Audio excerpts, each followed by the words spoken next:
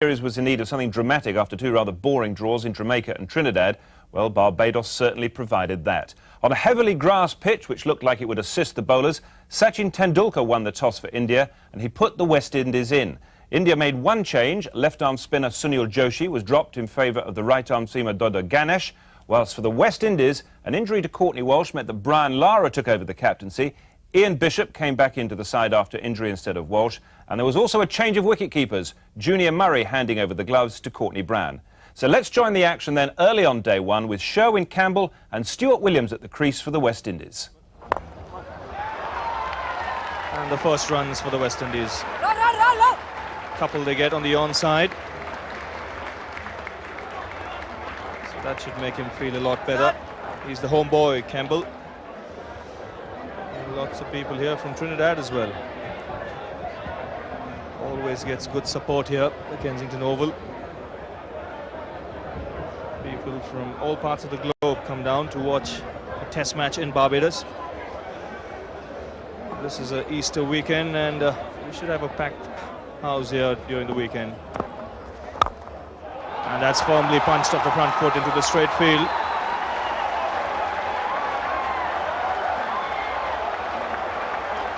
And they could run all four here if they push it, and they do that comfortably.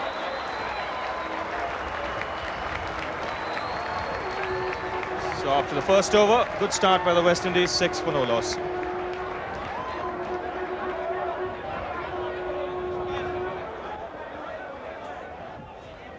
And this tall man should enjoy bowling on the surface.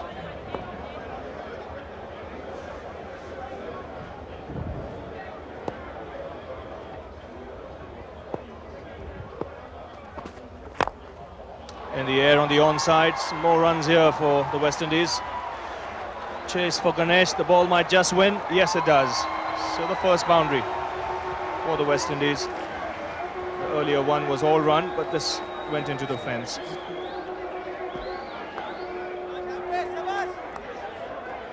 Grobiller just going on the wrong line on this occasion, slanting it in towards Stuart Williams. Too much on the legs. Seemed just wobbling about a bit there, not really as upright as it could be, and flicked away.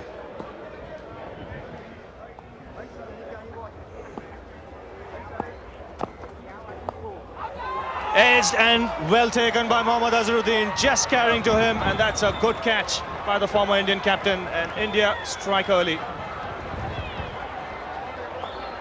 Azharuddin has taken some brilliant catches in his career. This is another very good one. The ball was dying, it was on its way down, but a pretty good delivery from Venkatesh Prasad. Ball going away from the right-handed batsman. Those are perfect deliveries, and look at that. He had to go right down by his bootlaces to take that one. Excellent catch and excellent delivery. West Indies lose their first wicket with the score on 10. So Shivnarayan Chandrapal, he comes out in a position that's not foreign to him. West Indies losing an early wicket. Sherwin Campbell. This is how he was dismissed. That's an excellent delivery. Pitched just in line with the off stump, going away.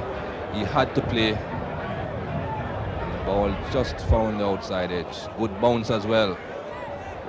But look at that catch. It was certainly on the way down when it got to Mohammad Azharuddin. Excellent catcher, or an excellent fielder. He's good anywhere.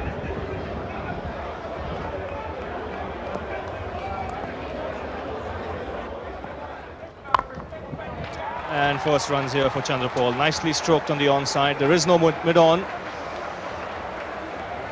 And a long chase, but only in vain. Ball just reaching the fence. So the first boundary for Shivnarayan Chandrapal. And the sun and the ground here at the Kensington Oval, bathed in sunshine. Nice and sunny. Williams now on strike.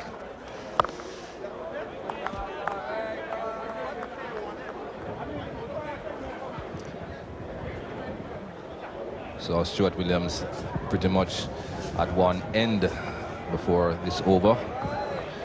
Now Venkatesh Prasad has an opportunity to bowl at him. He bowls the away swinger and leg cutters quite well, Venkatesh Prasad. Obviously, it It will be a bit more dangerous against the right-handed batsman.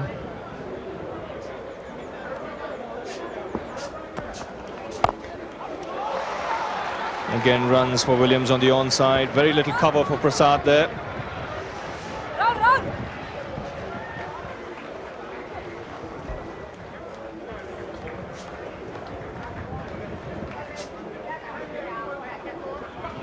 Venkatesh Prasad bowled so well in the first 2 test matches, but I get the feeling that he's looking a little bit jaded in this test match. This is the first morning of his 3rd test. Very lively pitch, lots of grass, lots of movement. It doesn't quite seem as if he's running in as hard as he ran in the first 2 test matches, not bowling as quickly.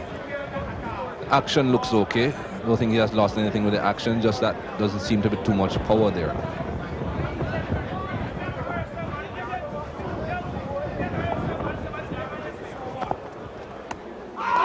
He's gone here, loud shout for catch behind. Barker not interested.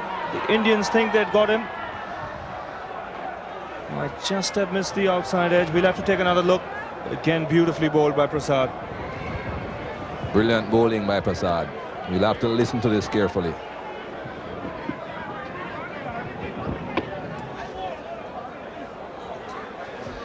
Well, there definitely was a sound. And the only thing close to the ball was the bat.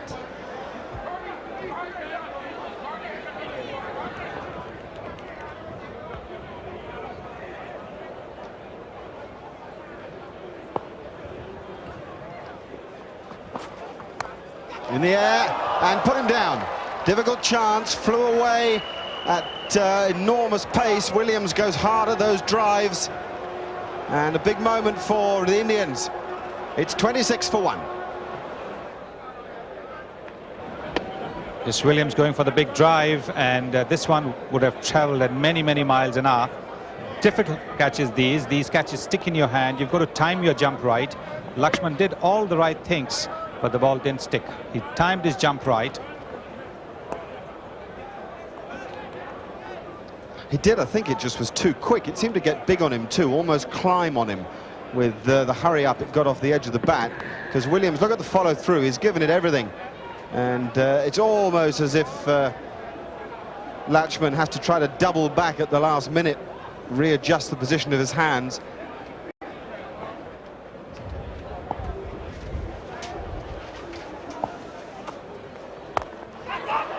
Save. Nothing at all convincing about it from Chanderpaul, but that's a measure of the frustration good bowling can put a batsman under on a pitch like this. He just has to find a release if he can. Awkward for a bowler to run against the follow through. Chanderpaul never quite getting hold of that short pitch delivery. Seeing that there is no mid-on, he went for the big pull shot, never in control. Ball just brushing the fingertips of Venkatesh Prasad.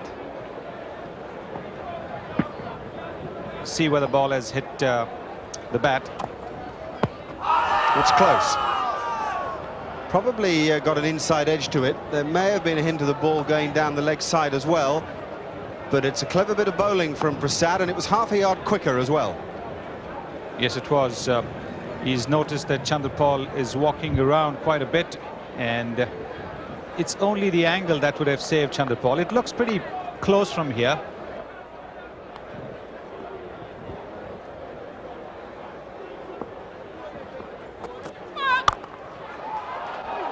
Well, I'm not sure that got a very good bounce from Prasad, and I think he probably took an executive decision for his team that he was better off out of the way of it.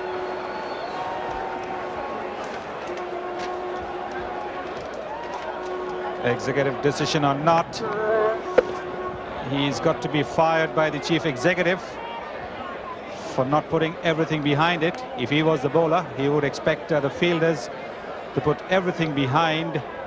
And although it was an awkward bounce, maybe Venkatesh Prasad should have tried a little bit harder. Awkward bounce, yes, look at that.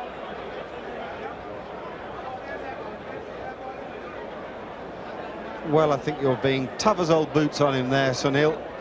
If he gets clocked on the knee with this seam attack, they are struggling. And I think he probably thought to himself, if it goes into my hands, that's great. but it ain't hitting any other part of me.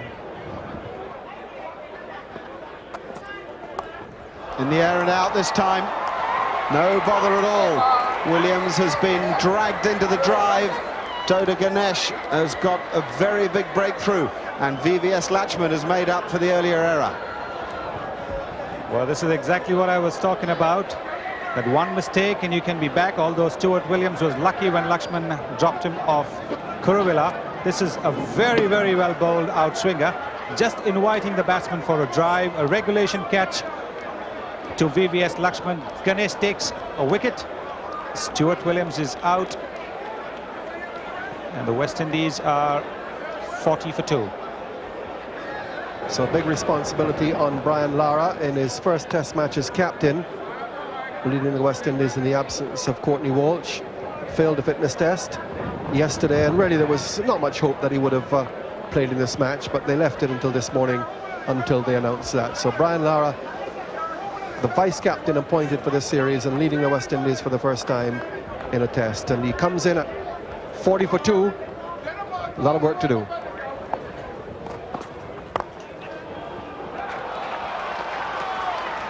This outfield is quite fast.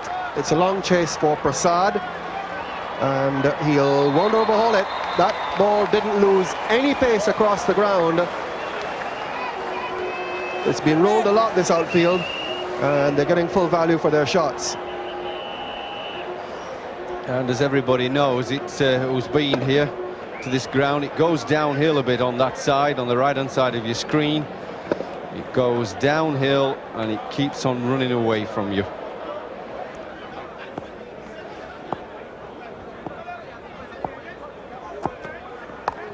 And pulled away by Lara. This should go into the fence for 4. No problem at all in dispatching that one. It's quick to rock back on that back foot and help it around square leg.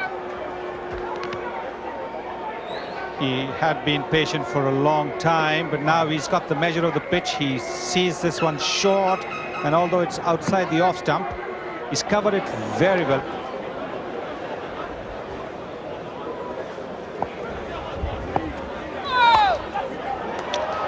And that's nicely picked away on the onside by Chandrapal. It seemed as if he heard that call of no ball, just went through with a shot, and 4 nice runs on the onside.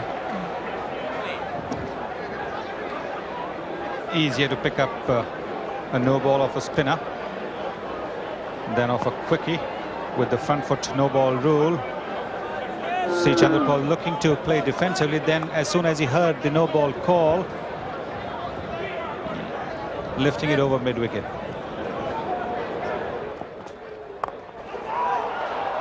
No problem, straight over the top. That was deliberate, that wasn't a fluke. But it's the first time he's looked to play a particularly aggressive shot. Wasn't fluky, just hit it on the up over the top. I don't think it's a shot you or I would have chosen, Ravi, though, but for him, not a problem. Yes, he's waited for a long time to seize on an opportunity. He saw one there. And the good thing for Lara there is that he went through with his shot, even though he wasn't to the pitch of the ball.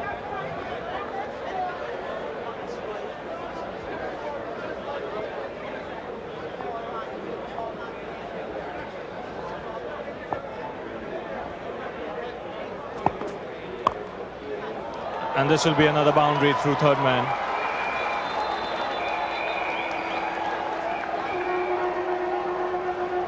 So consecutive boundaries for Brian Lara. Well, if you hang around long enough, you're going to get the odd thick edge or two.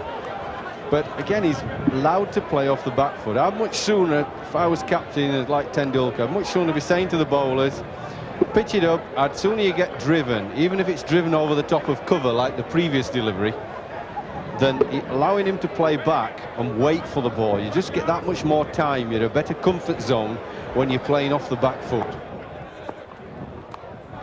Edged and gone. That's a big wicket. The one they wanted. Brian Lara has edged to first slip. And what happened there? Prasad pitched the ball up. Well, he did make something happen eventually by pitching the ball up. If they could only do it more often, I'm sure they'd cause more problems.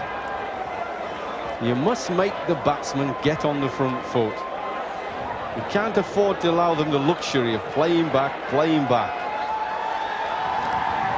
Just a little bit of movement, cutting away off the seam.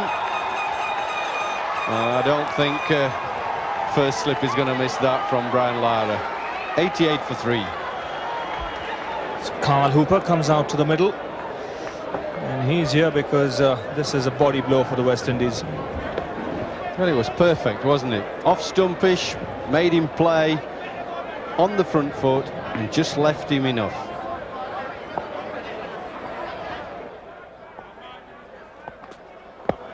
Oh, that's a really good shout again, and Kuravilla can't believe it. Sunil Gavaskar alongside, but he's got the finger up. Umpire Gavaskar, tell us about it. I'd like to see the slow-mo replay, of course, but because Chandrapal moves across, even before you see the replay, I think that he might have been in front. Look at it, it's pitched line to line, and it would have knocked the middle stump out.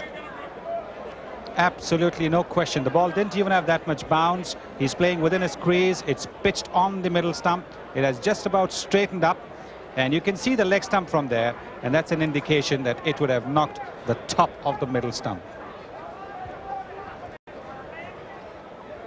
I've got to say, Umpire Gavaskar, I'm with you on that one. Lloyd Barker is with us, and he comes at it from a different height, of course. He's looking at things right down at pitch level, and our camera is well above pitch level. The Hooper's on the hook stroke, and it's a good ground to do it as well. It's short down to the standard backward square leg, and no mistake from Carl Hooper. Mistake from Abhi Kuravilla, of course, because he's got upset that he didn't get the decision in his favour. He's tried to enter spleen by bowling a short ball. You don't need to bowl short deliveries because you're giving the batsman that much more room, that much more time to see the ball, and he's paid the penalty for it. Gone for 4 runs. It's a beautiful stroke from Carl Hooper. The bouncer and the half volley, and both treated with equal disdain. West Indies are 105 for 3.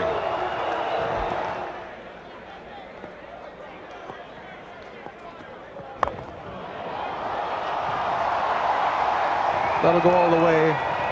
A local toss, just a sweetly timed off drive by Hooper. Kuravilla on his hands and knees.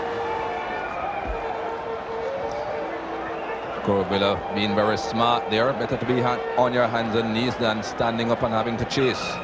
It would have been in vain anyway. That was beautifully timed by Carl Hooper. Beautifully placed as well.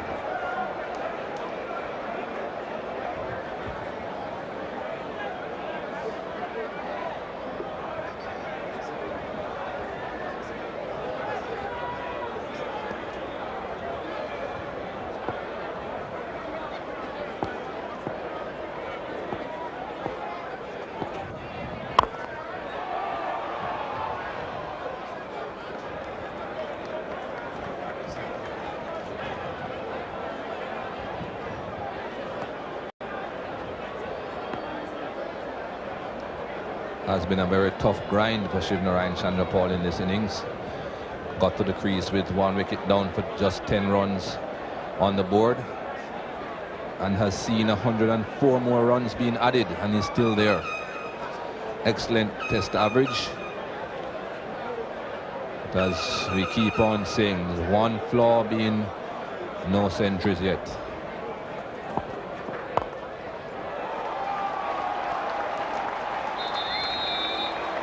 Outfield is fast, and Kuravilla has had a lot of bowling to do during the course of the day and can't make it.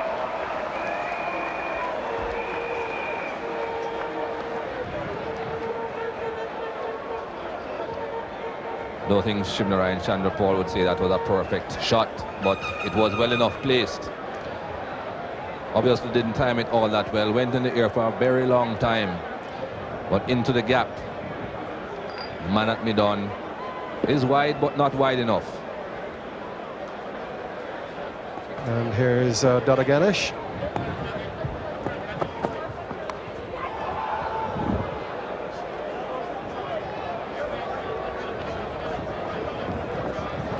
Not carrying on this occasion that outside edge.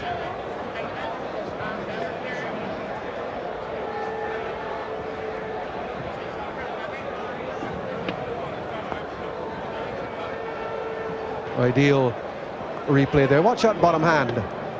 Slackened. And the ball will drop. If you go with it with stiff hands, it's going to carry. Gone. Caught behind. Ganesh picks up his second wicket. And Hooper disappoints his many supporters here, but not those. West Indies are 118 for 4.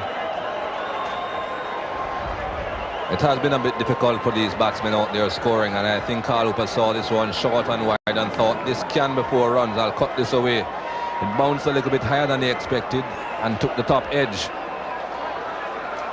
Very disappointed. Carl Hooper was looking quite good at the crease. It's 118 for 4. So India have taken the initiative here with this wicket.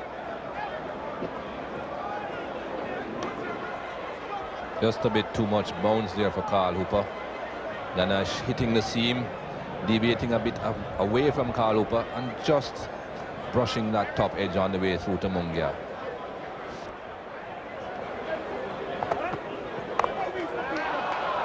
Cracked it away. That's another 50 for Chandapal.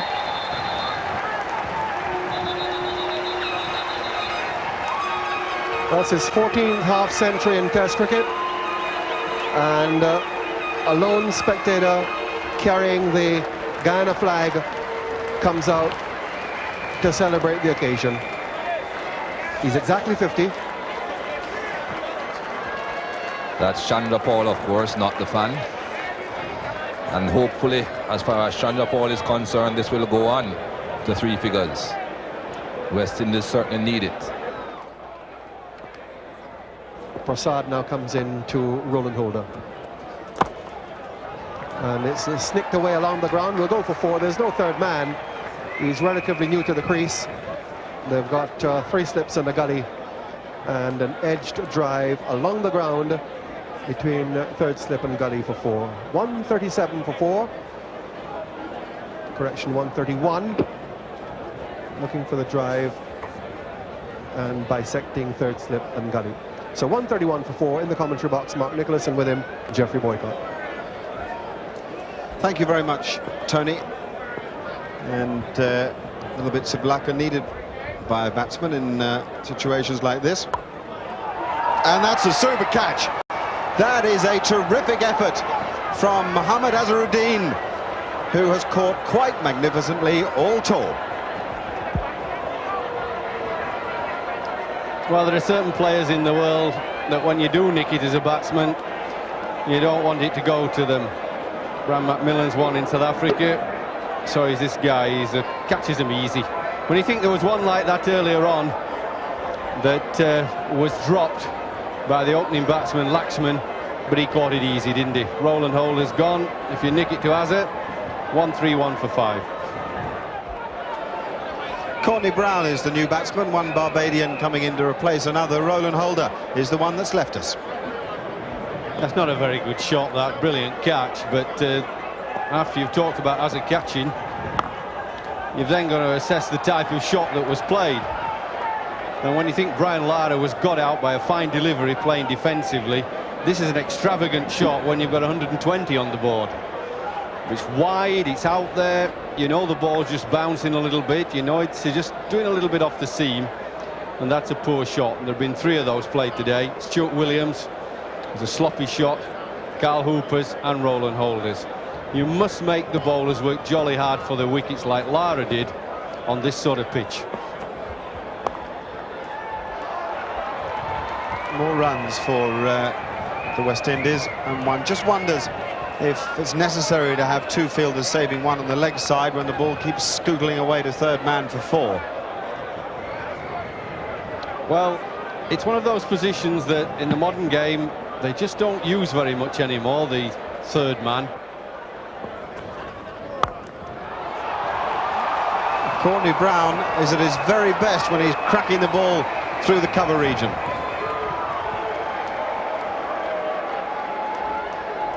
Well, I don't think any bowler or captain likes to see his bowlers getting smashed around, but it's better it's full than short.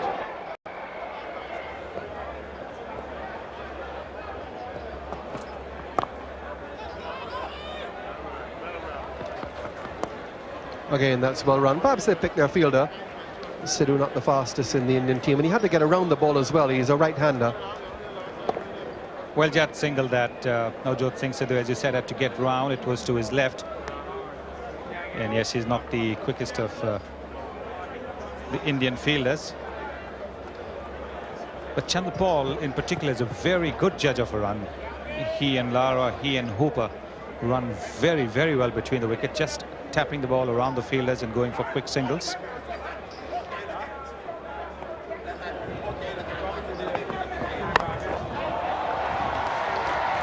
Well, that was very short indeed, and Chanderpaul was waiting for it.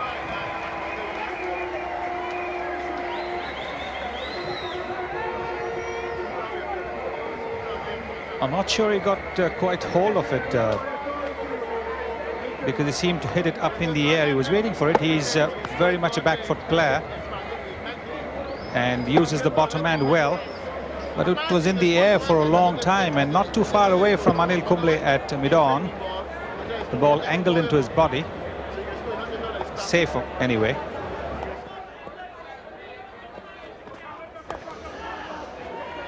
And this time, that misfield will give him a boundary. Just getting a bad bounce there, Rahul Dravid.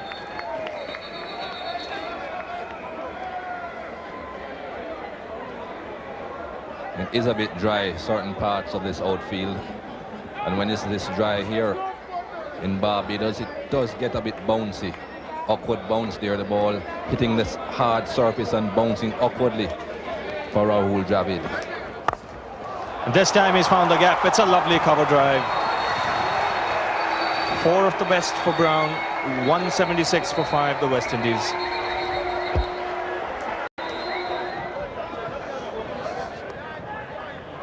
Most unusual fielding position that we can see VVS Laxman in there. He's at a very short, close point. This is because Courtney Brown drives at the leg breaks of Kumble, and he does so with an open face and quite loosely.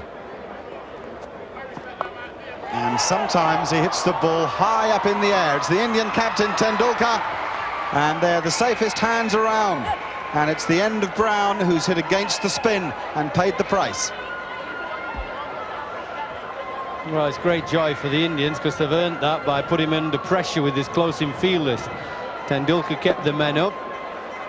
Kumble bowled it, and then he made a lot of ground. The ball coming not quite over his shoulder, but it was a nice catch in the end. And always a little awkward. And they earned that with some good cricket, did India. 187 for 6. Ian Bishop, the tall Trinidadian, who's back into the side because of an injury to Courtney Walsh, is new to the crease, and he replaces the Barbadian, Courtney Brown. Well, you've then got to ask yourself, is that a sensible shot at this stage of the proceedings? I don't think it is. Lovely cricket from Tendulkar and his players to put him under pressure. But surely the tail enders, oh, careful. He's quick, young Chanderpaul. Surely the tail enders should be playing for young Chanderpaul. They shouldn't be playing too many extravagant shots. He's the key to them making 250 or not.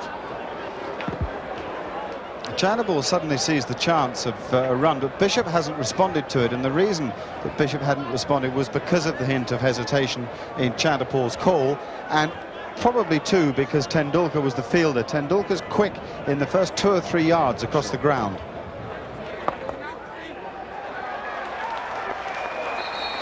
It's the best effort from Chanderpaul and this knowledgeable crowd here. They know that, and they will be urging him to 17 more runs.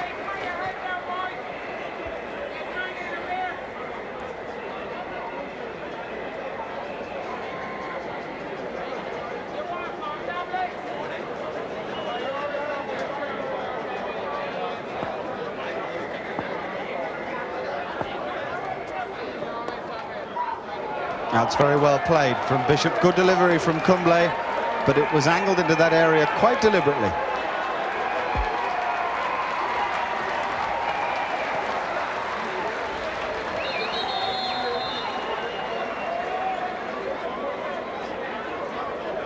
Very good cricket there.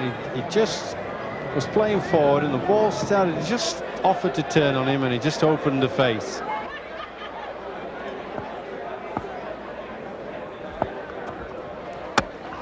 Bowled in, and nicely set up by Prasad, and the virtue of a full length. Well, once you're bowled out and the castle's knocked down, you can't say much about that. Very full, never really got out of the blocks, did he? You see how he fell forward because he never got that left foot forward, which he normally does. Forgot himself, Prasad bowled a full length delivery and he's gone. 193 for 7. Veteran now of 68 test matches, 33 years of age. Some say he's not what he was, but there's a lot left in Curtly Ambrose. Wouldn't be surprised if this pitch doesn't bring it out in him. He's now at the crease with the bat. Here's the end of Ian Bishop. Well, he just forgot the one thing that makes him a reasonably decent tail ender. That's moving the left foot forward. He gets stuck in chewing gum in the crease, back foot back, the left foot goes nowhere but just stays on the batting crease, and he knocks over by a very full length straight delivery. The seamers have been in operation for virtually the whole day. Kumble just 9 overs so far. 2 from Ganguly at medium pace, and all the rest bowled by Prasad, Kuravilla and Ganesh. And with me in the commentary box, it's good afternoon to Michael Holding. You must be proud of this performance by a young West Indian player. Well, it's a good fight back by the West Indies. I think a lot of people seeing the early wickets fall, especially with Lara and Cooper going down quite cheaply, that the West Indies would have been bowled out already and they wouldn't have gotten this far. 200 now posted, and they still have 3 wickets in hand. Still a possibility of getting somewhere in the region of 250.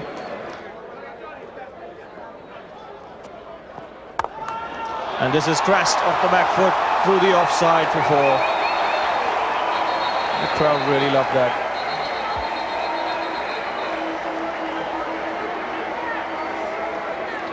That's the first really bad ball that Anil Kumble has bowled today, and Curtly Ambrose took full toll, waited on it and crashed it through the offside.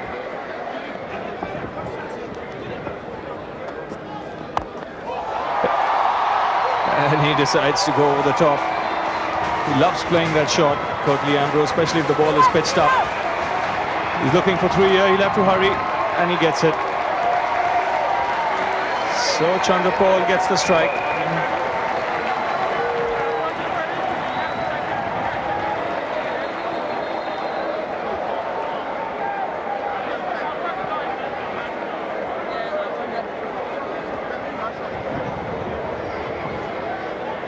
So the pressure is back on. Not only on the players, even on the spectators. You can see it on their faces.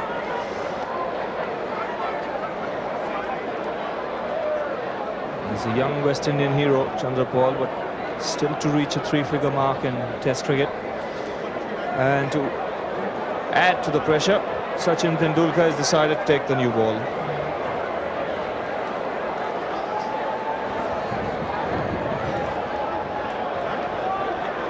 Trying every trick in the book, Sachin Tendulkar. Added pressure of taking away the close-in fielders to prevent the singles. And now his last card, he's playing his last card now, the new ball.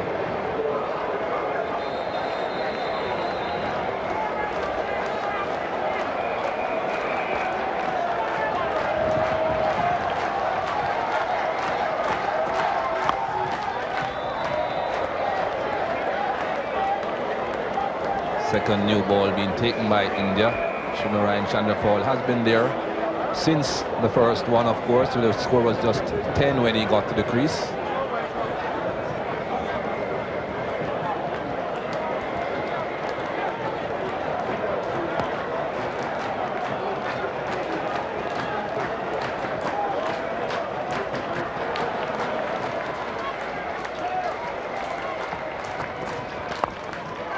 And he might just get it this time. He's pushed it into the straight field. He hurries for 1. Will he go back for the 3rd? And he does. He decides to go for the 3rd. And there are a lot of people running onto the field as well. It's Chandrapal's first Test match 100. And it's absolute chaos here at the Kensington Oval in Barbados.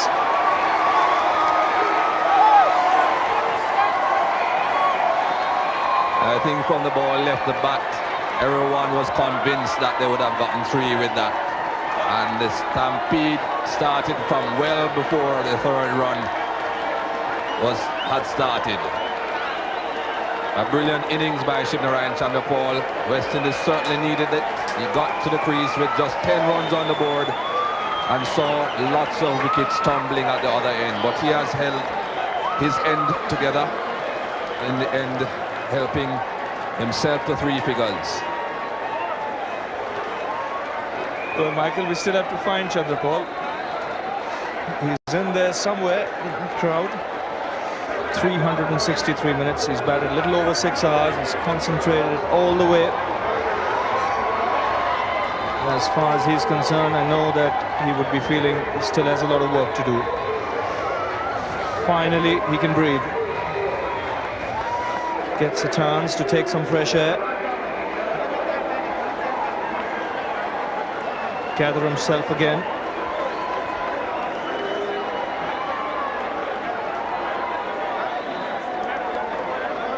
And play might just carry on a little while longer. And finally he gets a chance to do that. This captain in this game, Brian Lara, first out there to give him a hand.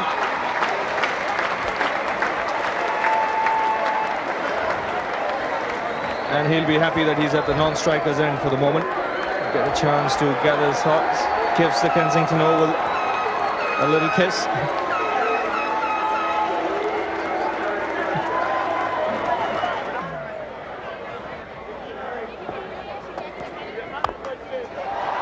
That's a cracking good shot. Ambrose has been trying to lock Ganesh over the top. Hasn't quite timed it as well as he did this time. But it's hard to understand why a man who's taken 4 wickets and has done such splendid work with the new ball is not being given use of the second new ball. Ganesh here being entrusted with the second new ball, and Ambrose quickly latching onto it and hitting it over the top. Once the Indians saw the layer of grass on the pitch, any thoughts they might have had of picking Sunil Joshi or even Robin Singh would have gone out of the window. And Ganesh has responded by taking 2 wickets.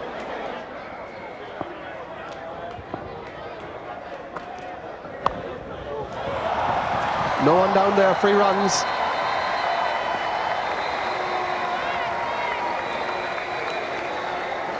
So Ganesh now just beginning to be expensive, showing some of his inexperience perhaps. These runs are going to be expensive from the Indian point of view. It's a hard wicket, there's a lot of bounce in it, and they need to save every run and not concede runs like this.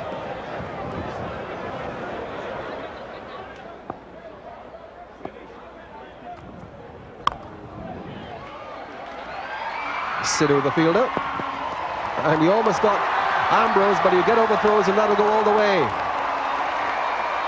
Well, that's got the crowd to life bright and early. Sidhu, the fielder. Well, this is a perfect example of stupidity.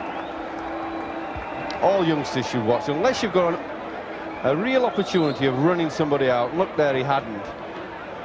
Ambrose was just cantering in. There's no point in throwing at the stumps, because if the fielder misses it or it hits the stumps and cannons off, then you just give 4 extra runs away. Abhikaravilla starts a new over to Chanderpaul. No mid-off.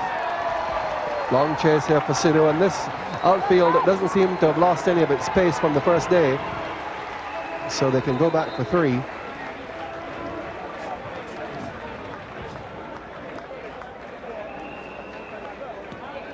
Well, not an area where he usually scores runs, but nice firm push.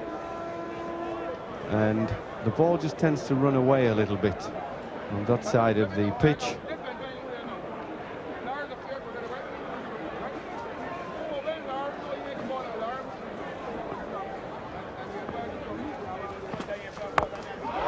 Well, that's not a firm push, that's a blow.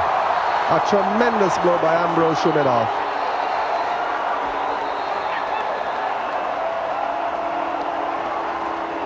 Wow, what do you say about that? Whatever he did yesterday on his off day, he wants to do it more often. What a shot. Out. No problem. Bowled it in the right area often enough at both batsmen, and one of them will make a mistake. Well bowled, the youngster. Villa's got a wicket. Thoroughly deserved. Just outside that off stump look, tempting, and a neat catch at first slip. Sachin Tendulkar, the captain, but that's a good innings from Kirtley. I don't think can blame him too much. I suppose the team would have thought, well, he's doing too well. We can't believe it, but 258 for 8.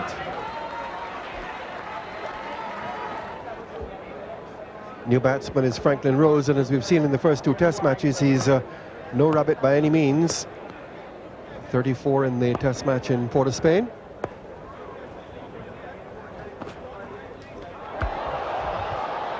Well, well, well. Good morning, Mr. Rose. Yeah, that livened up the crowd, didn't it? It was a funny shot anyway. It made it look a more difficult ball than it was. It just bounced a bit on him. This is the wicket. This one was right in the slot. That just bounced a touch, but tail ender couldn't resist a little shot at it. Can't blame them for that. He's done pretty good. 37 runs. He settled for that every time he batted.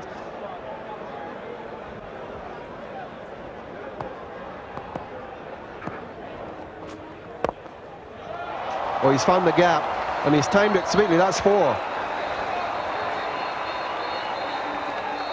Now that's a lovely shot. I want to watch this again because you don't see him play this very often. I was mentioning on the first day, if he could play shots like this more often, front foot off drives, I think he'd get more centuries. But we've had to wait till his confidence is high and he's got 100 runs on the board before he's dared to stretch out effortlessly, I might say, and play it quite nicely.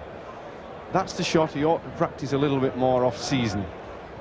Become a little more fluent on the offside.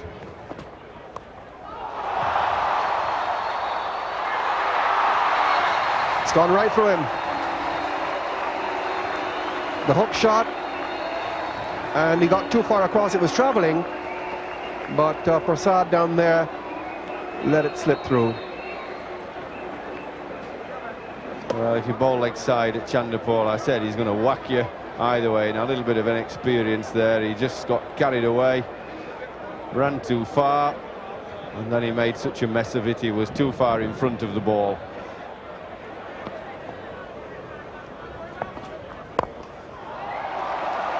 It's that area down the ground where Chanderpaul is good. He tends to hit it leg side of the stumps at the bowler's end, but he doesn't miss. Saw him play a lovely on drive in the previous over, and once you start to see the full face of Shivnarine Chanderpaul's bat, you know that you're going to have to work very hard to get him out. It's what's been noticeable this morning is the way he's been getting onto that front foot. He was more or less stranded, rooted onto the back foot when he was playing yesterday on the first day. Wasn't quite prepared to get onto the front foot, but this is what confidence can do to you. 100 against your name, and he's now moving very confidently onto the front foot and playing those flowing drives.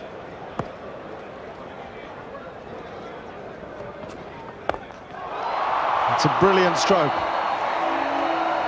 This is a very good charge being made by Franklin Rose, and it's been very good cricket all morning from the West Indies. Well, Mark, in the old days when there wasn't too much of television and there were only press photographs, this was the photograph you often saw of the West Indian batsman. This is what I mean. These were the photographs that you saw of the 3 Ws playing this kind of a shot, and this is Franklin Rose over here. What a shot.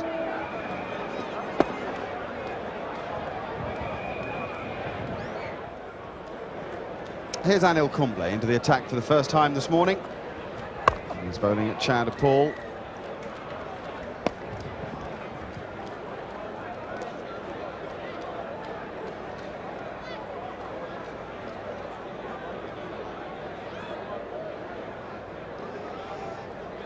Chanderpaul is on the end of 3 fielders out deep on the leg side.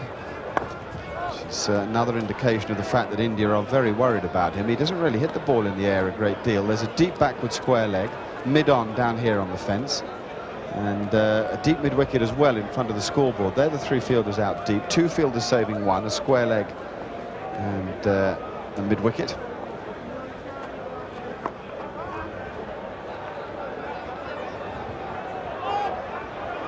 Oh, the shuttle must be out, and is. Now, Chanderpaul had always decided there was 2 in that, and Rose had always decided there was 1. The problem was there was no communication between the 2 men. Well, that's an unfortunate way to get out, but I do believe Franklin Rose said no as soon as he reached the batting end, because he'd seen Venkatesh Prasad come in quickly, and Venkatesh Prasad has got a very good arm. Chanderpaul knew that he could have made it because he's a very quick runner between the wickets, but Franklin Rose had said no straight away. I don't think Chanderpaul heard it, but Franklin Rose very, very unselfishly walking out, sacrificing his wicket, because Chanderpaul's the one with the 100 behind him. West Indies 290 for 9. Mervyn Dillon, the Trinidadian, in his 2nd Test match, 22-year-old fast bowler, is the new man to the crease. Chanderpaul will be on strike, and Franklin Rose will be in the dressing room, bouncing his bat off all the 4 walls.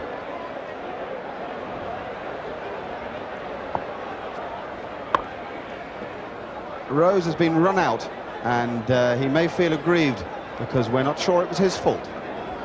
It certainly wasn't, because he was very quick to say no. There was 2 in it because Chanderpaul's a very quick runner between the wickets, but when you have a tail ender who's not very certain about his own running, there you see he had said no, but Chanderpaul quickly in there because he's so quick. Look at the way he runs. It's another deflection from Chanderpaul that runs away for 4. It's a bad line from Anil Kumble. I'm surprised that he's operating over the wicket at Chanderpaul. Really wants to be outside off stump from around the wicket. Let's have a look at the run out again. There are lots of things to look for. The first is that Chanderpaul would have made 2 easily himself. That's the key decision. Here's Chanderpaul. There's a no from Franklin Rose. That was also important, but also look at the work of Anil Kumble here, because there was a problem. He may well have knocked the bails off with his body, but he managed to arch his body and avoid doing that. Good cricket from him. Certainly when the 5th wicket went down, not too many people were expecting them to get anywhere near to 300. Well, that now takes them to 298, just 2 runs short of that target, which I think would be an outstanding first innings score considering the pitch. One mustn't forget, West Indies are playing 4 fast bowlers in this game, so they've got the ammunition to get after the Indians.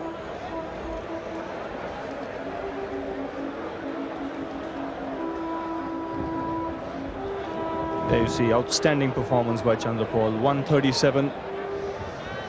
He's got almost half the runs the West Indies have got, and he's still going strong.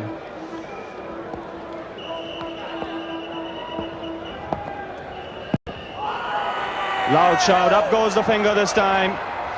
So 5th wicket for Venkatesh Prasad, and the West Indian innings coming to an end. Just short of that 300-run mark, bowled out for 298. Merv Dillon, the last man dismissed.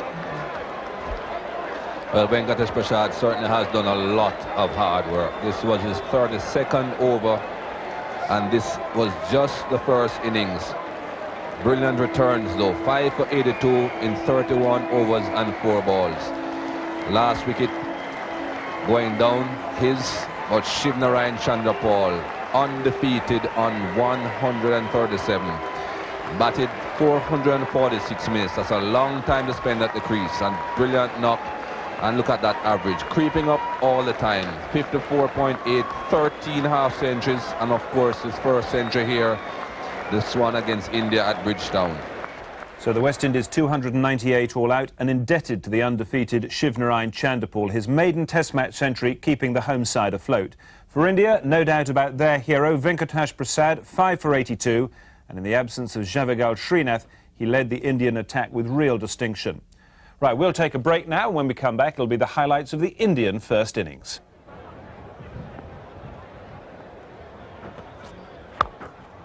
And now first runs for Sidhu as he plays it away on the onside. This could go all the way to the fence. It's a quick outfield. Holder gives up the chase. So Sidhu opening his account with a boundary. Ian Bishop looking to keep the ball up to the bat, but on the wrong lines, straying into the pads of Navjot Singh Sidhu. And as Ravi Shastri said, it's a very, very quick outfield. Anything pushed past the inner field, more than likely will get to the boundary.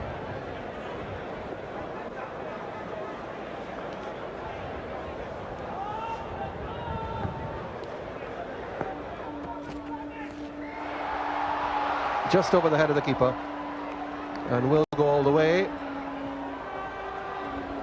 Difficult delivery, and just over Brown's head.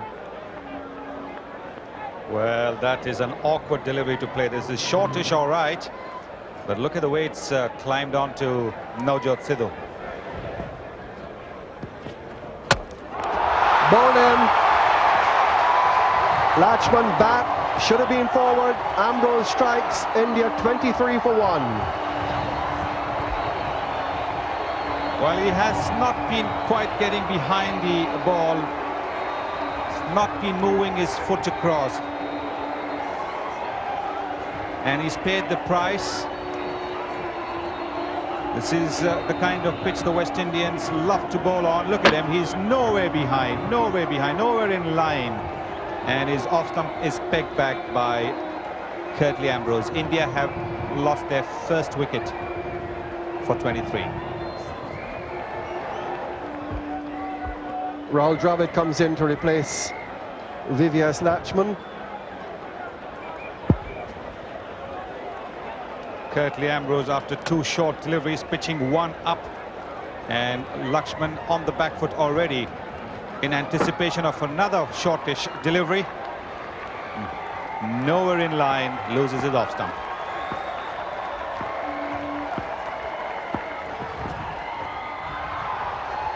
Lovely little deflection, gets him off the mark. First ball.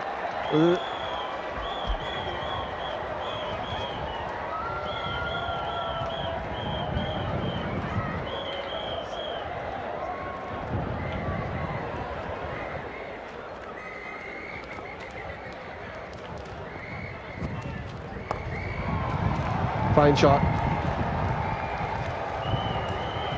Everything right. A no ball, but everything right as far as Sidhu was concerned. Right on top of it, and 4 runs down towards the third man. It could well turn out to be the last over before lunch, but Navjot Singh Sidhu realizes and sees a scoring opportunity. You won't get too many short, wide deliveries outside the off stump with no protection, no third man. So he's gone for it. Last over before lunch. Everyone clustered around the bat with the exception of Ambrose. Ambrose gone into gully 9. That's another 4. So Sidhu has responded with aggression. The last over before lunch is yielding some valuable runs here for him. Young Dylan obviously very excited at the bounce that the bowlers were getting before he came on to bowl. He's trying to get the same kind of bounce, but he's bowling it short, he's bowling it wide, and allowing Sidhu ample time to play his favourite shot, the cut. Lovely stroke. So an expensive last over, and no playing for lunch here from Sidhu. He's had 3 boundaries. The field is up, and he's counter-attacked.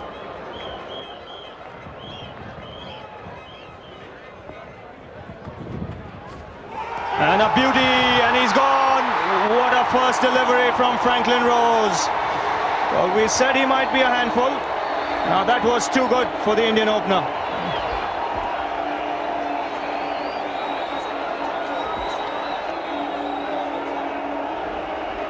He's a happy man, Franklin Rose.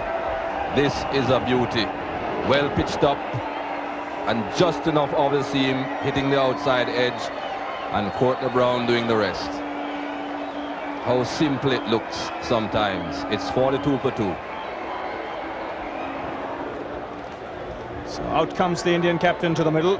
Sidhu dismissed to the first delivery played after lunch. And this is going to be a testing time for him.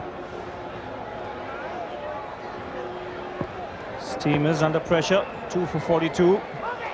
And it's Rose. And good afternoon, Mr. Tendulkar.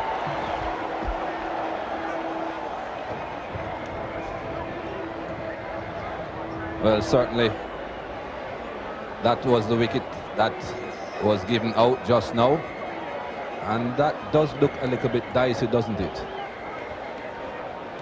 Does seem as if the ball brushed the shirt on the way through. This close-up view will give you a better view. Missed the bat, brushed the shirt, well, possibly even the glove on the way through. Difficult to tell. And pulled away. That's a top-class shot. And gets off the mark in fine style. Can't afford to get too carried away now, Franklin Rose, with the short deliveries. Again short, but not really bouncing very high at all. And that one dispatched quite comfortably by Sachin Tendulkar. And Tendulkar's happy to get a ball to cut. That's light relief. Now Dillon's going to have to be careful here, because in the over prior to lunch he bowled some poor balls to an attacking field that Sidhu cashed in on, and Tendulkar's been under pressure. He mustn't release it. Yes, he's bowling short and wide in much the same manner that he bowled to Sidhu. And Sachin Tendulkar, with his predominantly bottom hand grip, is very strong on the cut. Cannot afford to bowl short and wide to Tendulkar, or for that matter any test batsman.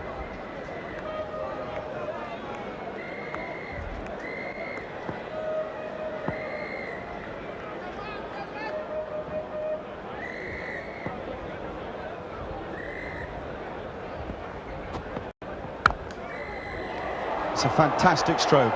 Nothing much wrong with the delivery. A little over-pitched. And Tendulkar was about as good as you could get against it. Well, that had class written all over it. Any youngsters watching, this is the way to play the off drive, the head in line, look at the foot to the pitch of the ball, look at the follow through, look at the balance, the transfer of the weight. There it is, look at the way the weight is transferred onto the front foot. Superb shot.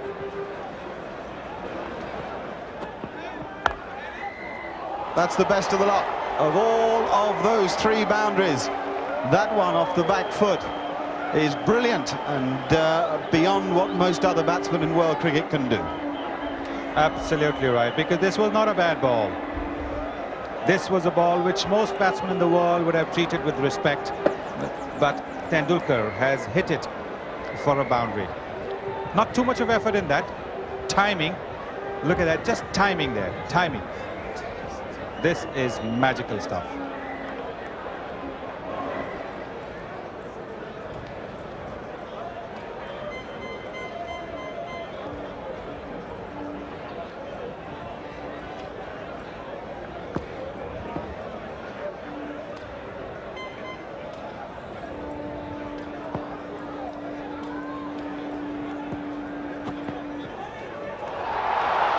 That was a very quick ball.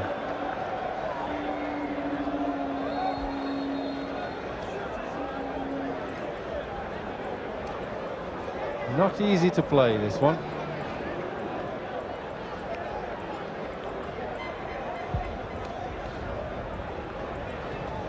Saw one like that this morning from Kuravilla to Rose. Would have hit just about the same spot and got the same reaction.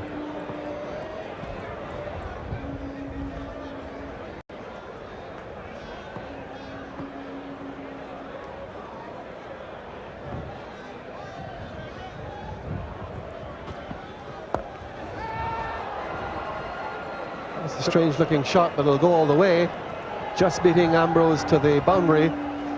didn't quite get hold of it as he wanted, but nevertheless 4 more, and that brings up the 100 for India. Well, he could see the big gap. That was the important thing. As long as he got some wood on it, didn't have to time it perfectly. All he had to make sure is he got it in the gap. He could afford to hit it in the air because there was nobody nobody in the area to catch it. Yeah, smart thinking.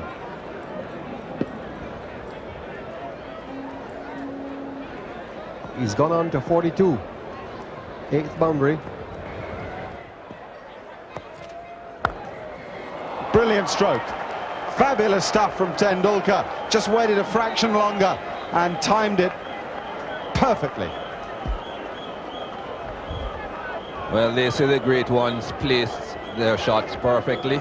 Well, as Mark Nicholas said, he just waited a fraction longer to put it behind that man at point, and beautifully played.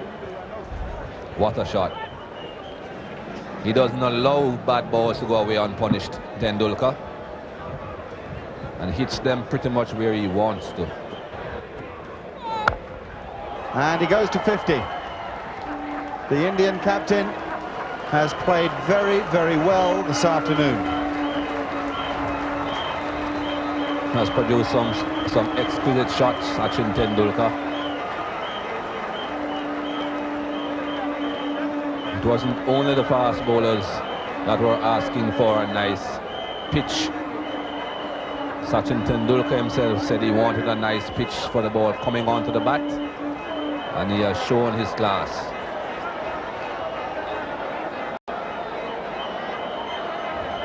The Indian flag is on the field, and it's brought there by a gentleman in multicoloured gear, and the other Indian supporters around the ground are delighted for Sachin Tendulkar. I think everybody is. He's accepted as one of the really great players in the world and one of the gentlemen of the game. And his recovery of form is a joy for anybody who loves their cricket.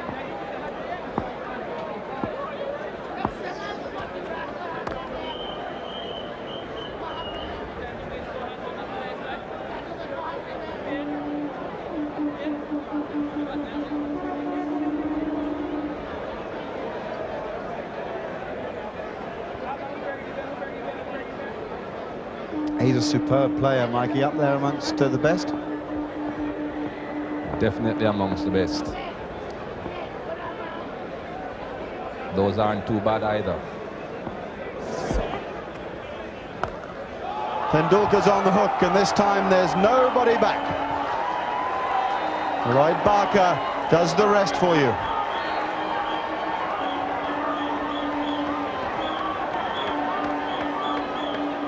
He made that look so easy, Sachin Tendulkar.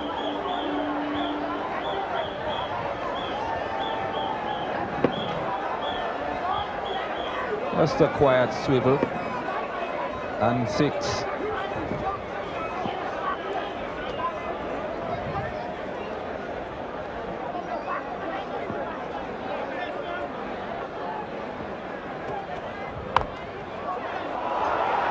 And that's even better. A wonderful stroke from Tendulkar, and no chance of mid-off cutting that off. To hit the ball off the back foot through extra cover is the sign of special batting. They're seeing exactly why Sachin Tendulkar has been asking for pitches like this. Beautifully stroked through the offside. Getting up on his toes. He's not a very tall man, Tendulkar.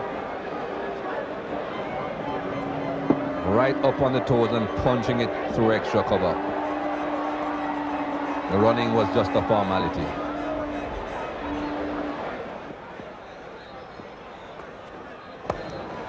And what a glorious square cut.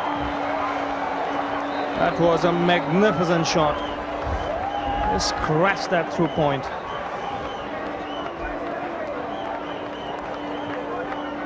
Well, he's not missed much that he's had the opportunity to lay bat on.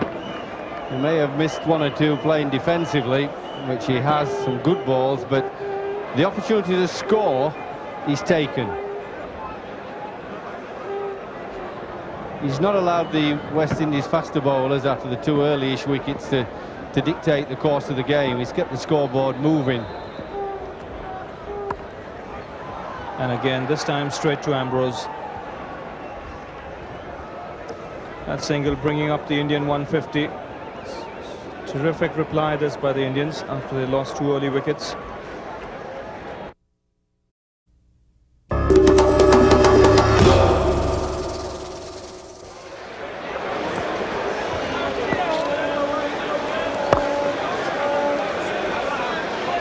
India building themselves into a pretty good position here. 298. Looked as if it would be a pretty competitive score. Well placed, lovely shot for 4. Picked the gap between those 2 fielders with precision.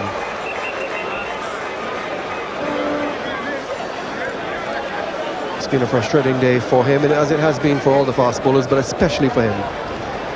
Currently Ambrose now within 9 wickets of 300 in tests.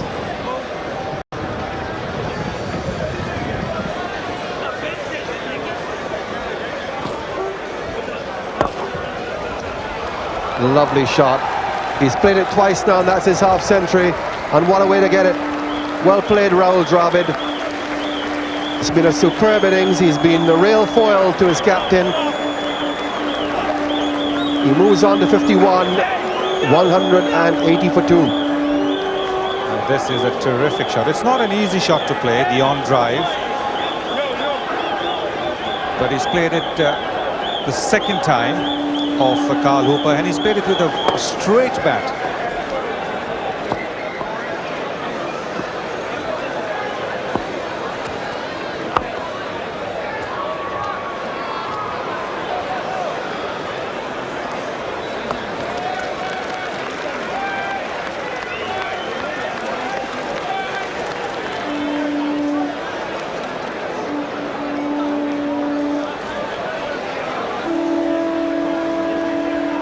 Had a very good first test, man of the match in his debut test. 11 wickets in the Red Stripe Cup last weekend for Jamaica against the Leeward Islands.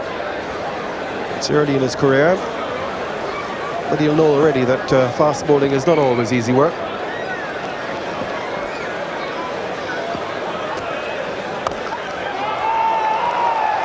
And especially when you bowl it short to Sachin Tendulkar.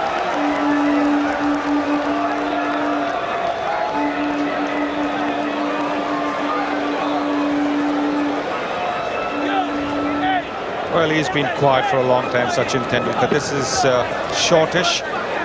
He's seen that there is a deep square leg on the fence, so he's played it a little early and played it wide of mid-on. What a classic shot this is.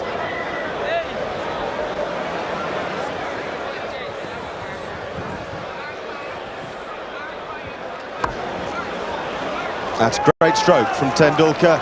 Very, very late, and just a little twist of the wrists to guide the ball backward a point for 4 more.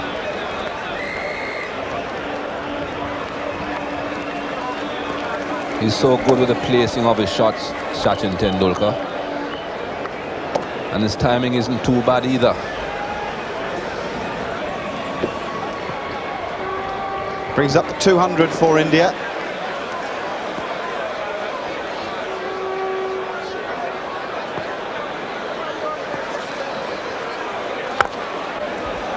And that's a lovely cover drive for 4. Just leaned into it and found the gap on the offside. Yes, it's so important when Carl Hooper's bowling that you don't hit him for too many per over. You just want to keep him on bowling.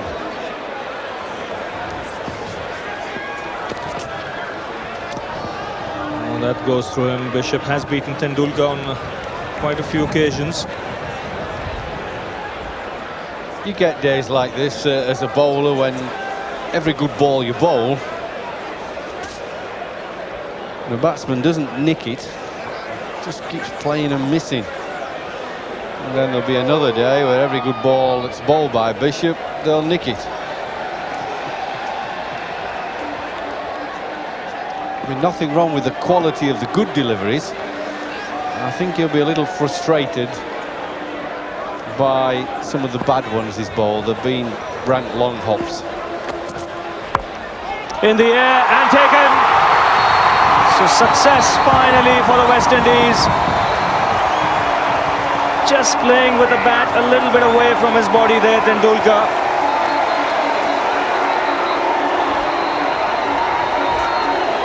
And the West Indians have broken through. The Indian captain dismissed 8 short of his 100.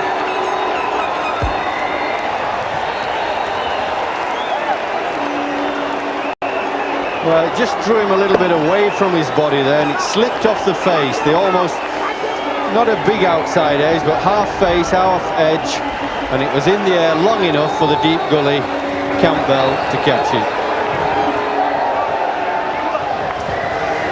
So the left-handed Ganguly comes out to the middle at the fall of Tendulkar's wicket. And this is how he was dismissed.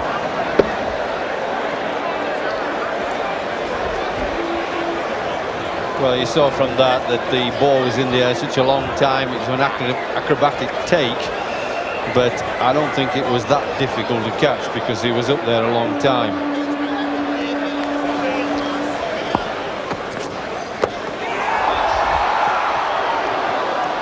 Oh my goodness. He came in, looked as if he was going to get there, Roland Holder, then seemed to check himself before the ball dropped to the turf. Might have dived forward. Did seem as if there was an opportunity here. A good bouncer from Ian Bishop. Roland Holder came charging in and then at the last moment just hesitated. Thought perhaps if he had dived at the ball he would have had a chance.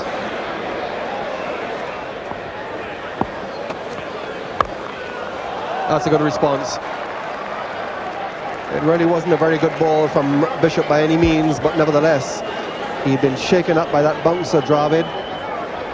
And in short, he's in position quickly. Not as venomous a delivery as the one previously. This one not bouncing as high or coming at him as quickly. But a good shot. Getting on top of it and hitting it pretty quickly down into the ground.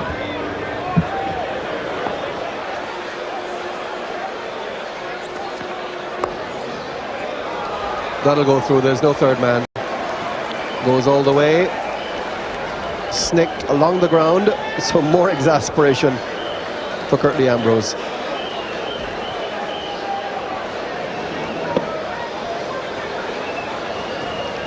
How many times have we seen that happen? Ball always finding that gap that's left in the slip cordon. And the big man not amused.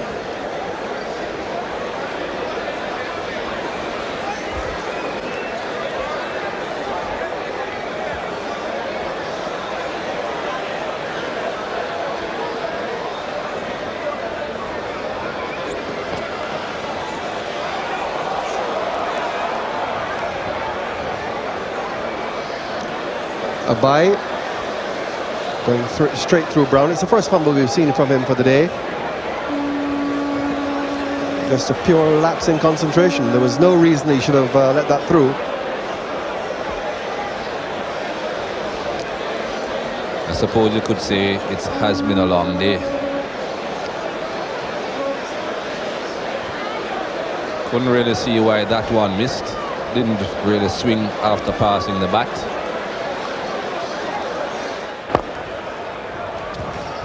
And that should be 4 runs to Dravid. Bishop giving chase. And the ball just beating him into the fence. Attempted Yorker there from Ambrose. And Dravid taking it nicely on the full. Well, Dravid picked up this full toss quite easily. He's gone. Mervyn Dillon does exactly what the West Indies would have wanted today. Ganguly touching the catch to Brown. 253 for 4. Well, this was his problem in South Africa. Sourav Ganguly was poking at deliveries outside the off stump. Once again, you can see the back foot hasn't quite moved across. Awkward delivery, no doubt. but one that he could have left well alone. He's out for 22. India have lost their first wicket today. They are 253 for 4.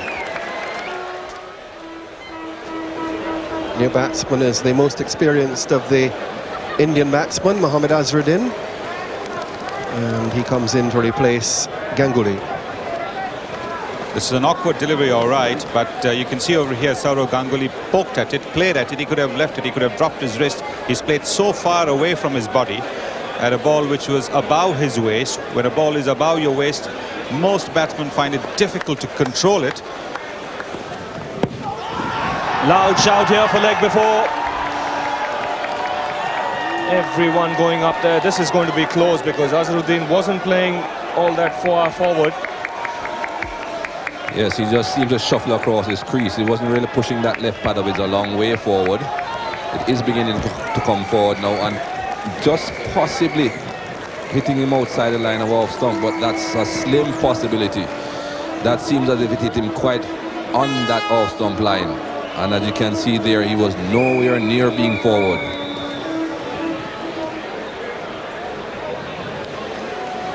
Well, certainly no inside edge, and to me, it looked to be on line. That is very, very close. That would have castled the middle stump out of the ground. 25 runs, the difference between the two sides. West Indies still lead. That is beautifully bowled. Bishop has bowled a succession of good outswingers that have missed the outside edge. And it's just starting to get to him.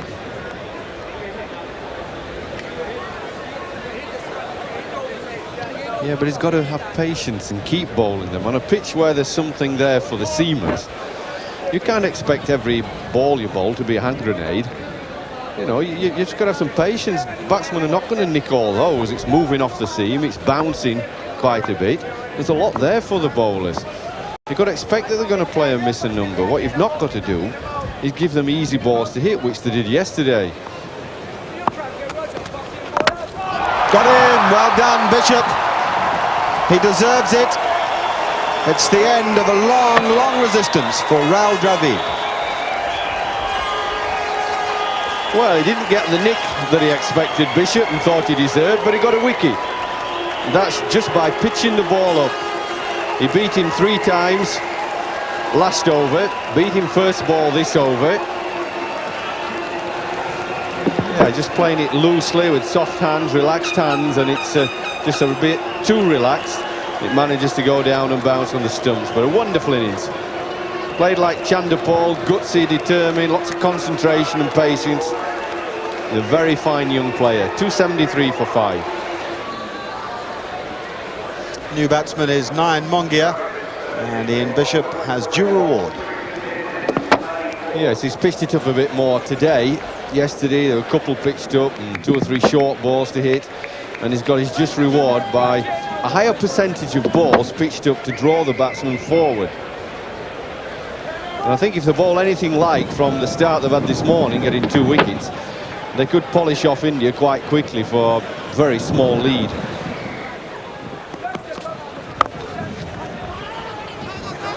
Could be trouble. That's worth another look. And that's just what Steve Randell will do. He has the benefit of the 3rd umpire, who has the benefit of the monitor. And this will be very, very tight.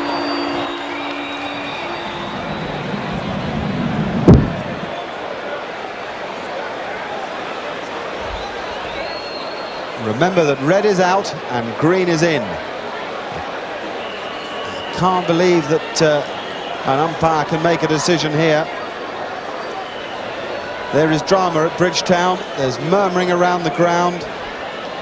Well, I don't think the umpire can give that out.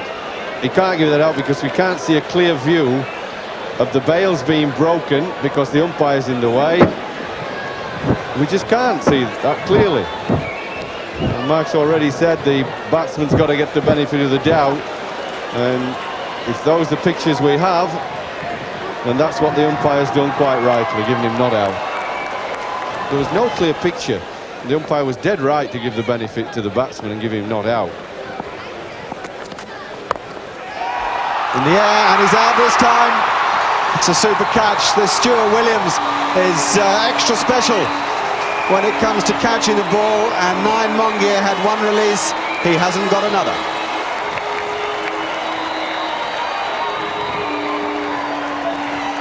Well, this was a good catch. He had to get forward a bit. Gets on the front foot, but he just spoons it in the air. And that's a very good catch. One of the hardest catches to take. He's coming forward. You're catching it. You're wondering if the ball's going to bounce and then hit you in the teeth. That was a super catch. 275 for 6, and West Indies on a roll. Anil Kumble is the new batsman, and a nervous new batsman, I should think, too, because a crackerjack catch has got rid of Nine Mongia. Watch the ground he makes. Oh, dear. That was a cracker. No, that was a top catch. We talk about catches being taken, coming over your head or over your shoulder when you're running backwards, turning round. But coming forward's just as difficult. Doesn't look as spectacular, but it was a brilliant catch. Good morning.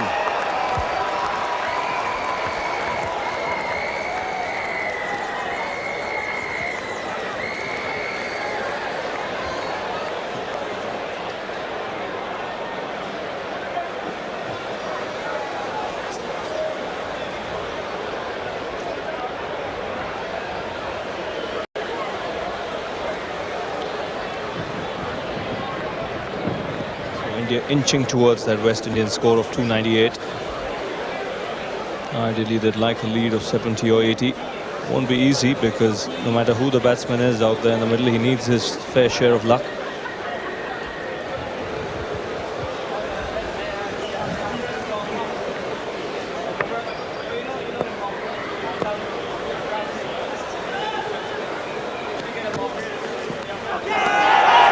Loud shout, he's gone this time. Just spending at that one outside the off stump. That bounced on Azharuddin. And West Indies would be delighted. They've had a superb day today, and Franklin Rose has struck again. Well, there's not a lot Azhar could do with this. Good line, just short of a length, around off stump. And once it bounces on you, you just don't have a lot of time to get out of the way. You're committed to the shot. Well, he worked very hard. He didn't give it away. No disgrace in getting out to a ball like that. 295 for 7.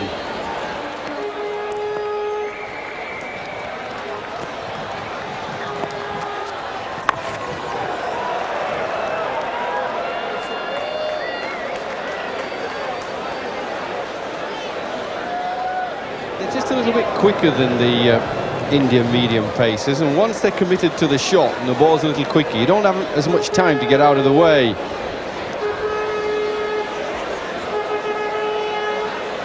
I thought he fought hard anyhow. He didn't give it away, Azharuddin, which he has done on a couple of occasions. He worked jolly hard, and it's always really irritating when you've done some hard work and then you get a good ball that bounces on you.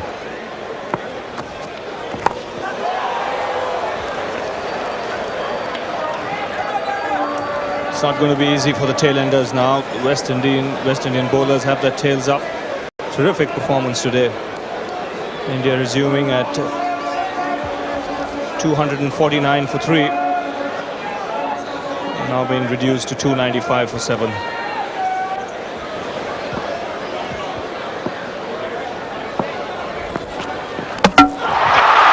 that's too good for him finally. Out goes the middle stump. And the crowd love that. 296 for 8, the Indians.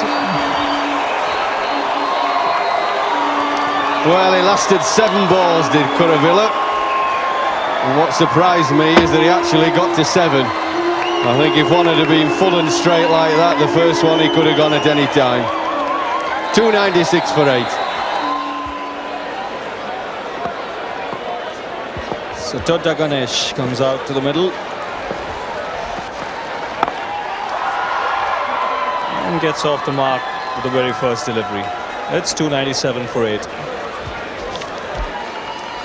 So what a turnaround we've had here today. Terrific performance by the West Indies, taking 5 Indian wickets for just 48 runs. And this was the last one to go. Kuruvilla having absolutely no answer to that one. Bowled neck and crop. by Curtly Ambrose.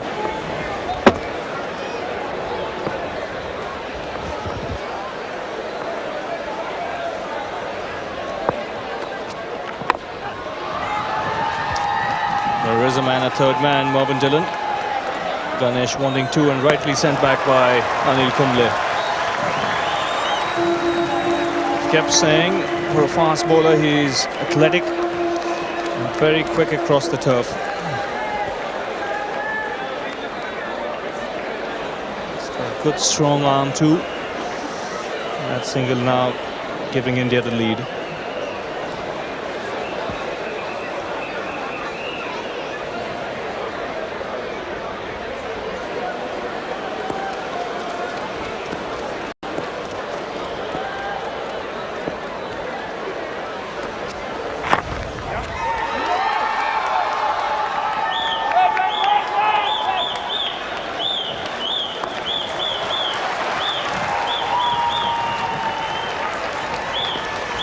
So the 300 coming up, and they're leading by 2, but I'm afraid that's not quite enough.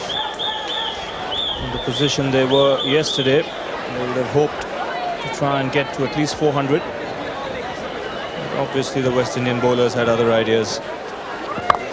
And smash back by Kumble. Rose just getting his hands to it, but that's not enough. The ball will still reach the fence.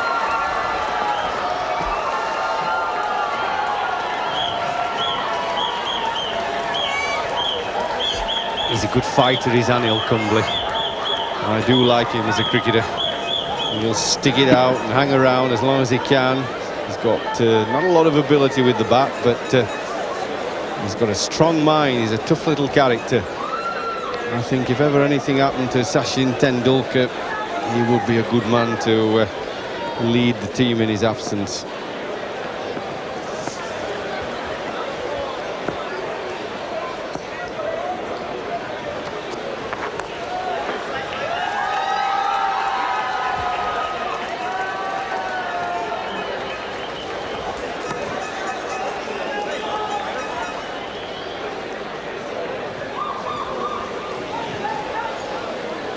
Well, young Ganesh has been fancying himself as a batsman at the other end from Anil Kumble. I think it's, if you're a West Indian fast bowler, I think you've got to be thinking, well, it's time he had a couple of short balls into his ribs and see how he plays them. But they haven't got anybody catching on the leg side.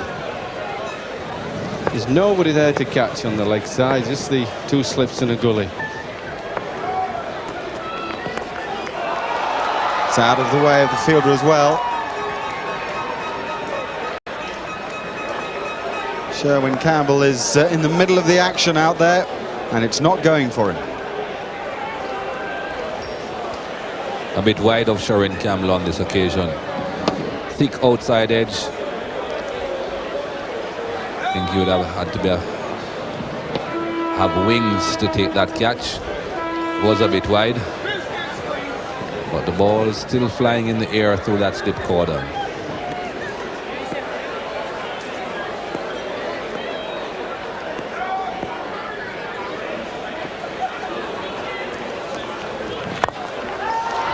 In the air and safe. Can't really believe it, Franklin Rose.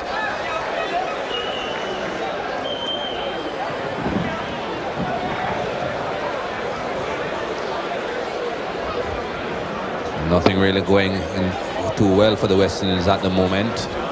Dropped catch, another one going wide of the man at gully, and then this. Tried to get there Ian Bishop, but not quite making it.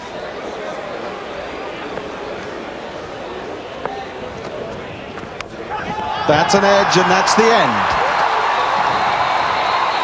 Resistance from Ganesh is over now. Rose strikes again. Anil Kumble was imploring Ganesh to try and stay with him at the crease, but Ganesh getting a bit too adventurous here. Top edge on your bike, as they say. And Franklin Rose is a happy man. It's 3-1-9 for 9. Venkatesh Prasad is the new batsman, 27-year-old, impressive fast bowler for India. This is the end of Doda Ganesh.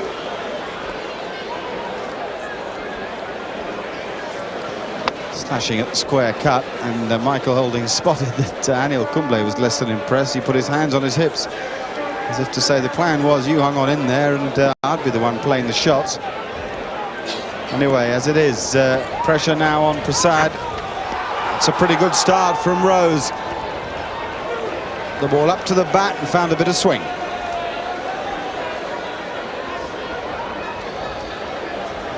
Right up and right through. Very good delivery.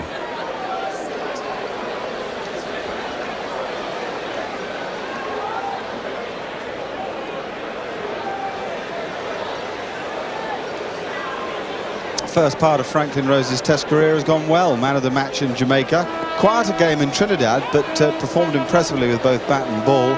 And then more wickets here today. In the air, and that's it. He finishes the innings off. The Indians are bowled out for 319, and Franklin Rose finishes with 4 of them. He gets applause from Ian Bishop and from Shivnarine Chanderpaul.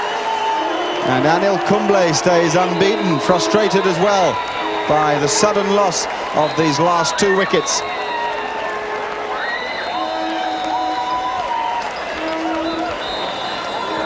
Good delivery again from Franklin Rose. Good pace. The ball just bouncing a little bit awkwardly there for Venkatesh Prasad. And Roland Holder taking a very simple catch, coming off the glove.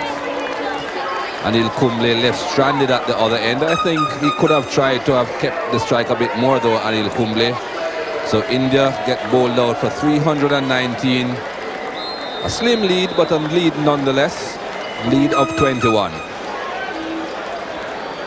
Well, they talk about a game of 2 halves, and that was very much an innings of 2 halves. While Tendulkar was in and going well, a big lead looked on the cards. But then on day 3, the last 7 Indian wickets fell to just 70 runs, and the lead was only 21. For the West Indian bowlers, the wickets shared around. Franklin Rose, the leading wicket taker, with 4 for 77, to enhance a rapidly growing reputation. Well, the Indians were bowled out midway through the afternoon session on day 3, and that really was just the cue for the real fun to start. Highlights of the West Indian second innings coming up after the break.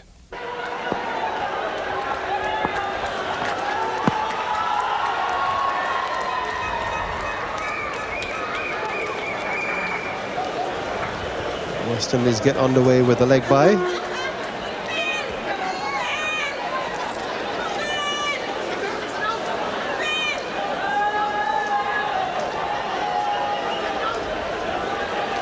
Sachin Tendulkar will have to use his bowlers very intelligently now. He's just got about an hour or so before tea.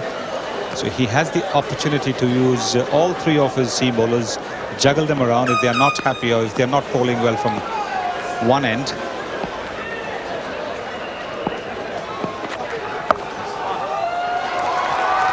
It's gone through.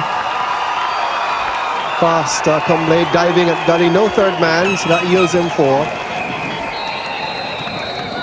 But that really is a waste of runs. When the ball's moving around, you need to have protection there, because when the ball is new, it's more likely to go to deep third man when the batsman gets a thick outside edge than anywhere in the front. And if you keep the front open, then you're encouraging the batsman to go for the drive.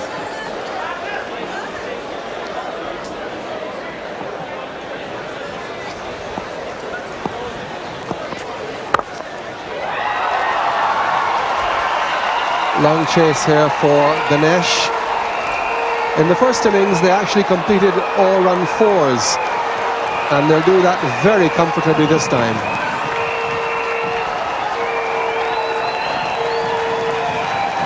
Well, Ganesh started off as if he wasn't very interested in chasing the ball. He thought that the ball had been hit firmly enough. They've shown faith in Stuart Williams here. Brought him back for the test match in Jamaica. Obviously he felt that he really still does have it in him, and he rewarded them with that 100 in Trinidad. But he's gone now. He's gone without scoring. A blow for India, struck by Venkatesh Prasad. West Indies are 9 for 1. Williams bowled Prasad without scoring.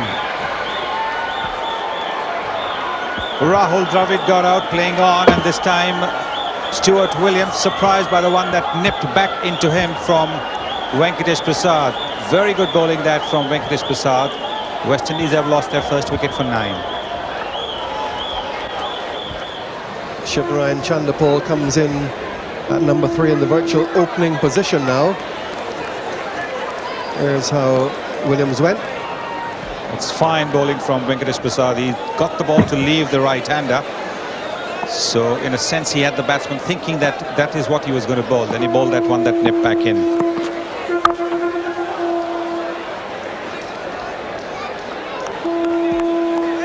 He's pitching it on the batsman's leg stump, getting the ball to leave the batsman outside the off stump. This one, he got back in.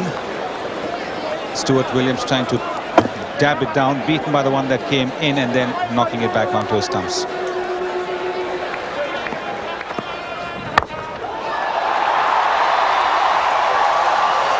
Happy to receive one of those. Half volley and put away. Third 4 for Campbell. He's had 2 boundaries and an all-round 4. A half volley is a half volley, even if it's a new ball. And Campbell certainly would be grateful for that.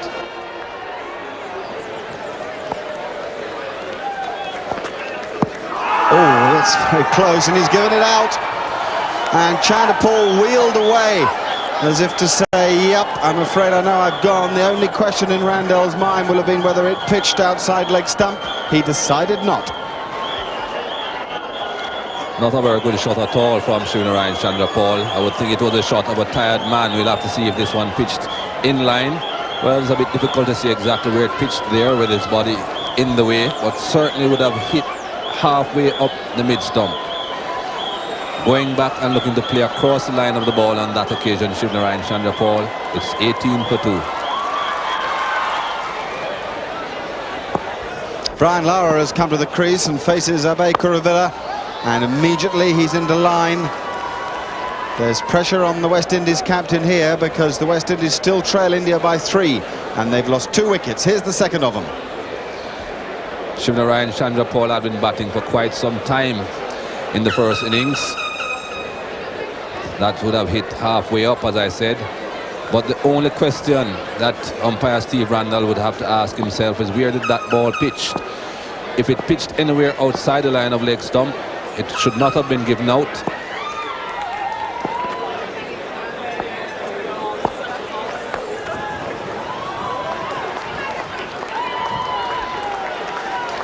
Lara will certainly pick up 2. He'll pick up 3.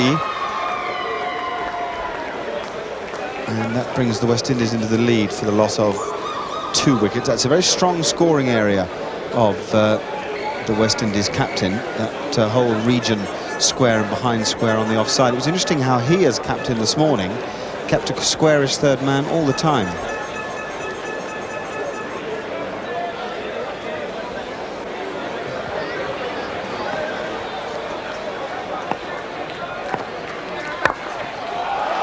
Four runs.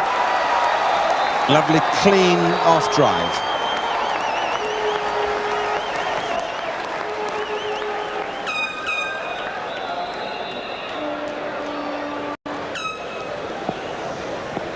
And the West Indies now ahead by 11 runs.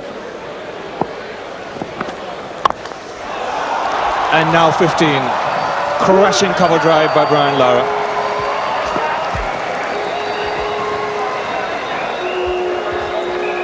But I think Lara will play the same way as Tendulkar did yesterday. If he gets any opportunity to score, I think he's going to whack it.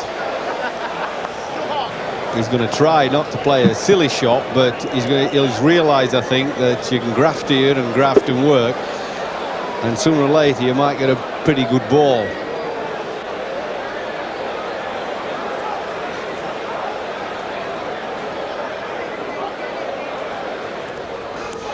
And that's a beauty, and that's gone. He's done the trick for India. Lovely delivery there to take the glove of Shervin Campbell. Well, that was an absolute beauty, wasn't it? If you're a bowler, you couldn't wish for a better ball. The line was perfect, right in the corridor, made the batsman play, bounced a little, gloved him, and I honestly don't know what Sherwin Campbell could have done to get out of the way of that. Very disappointing for him. He's been gutsy and played well, but there's nothing you can do for them, Sherwin. Just go and suffer your disappointment in the dressing room. 37 for 3.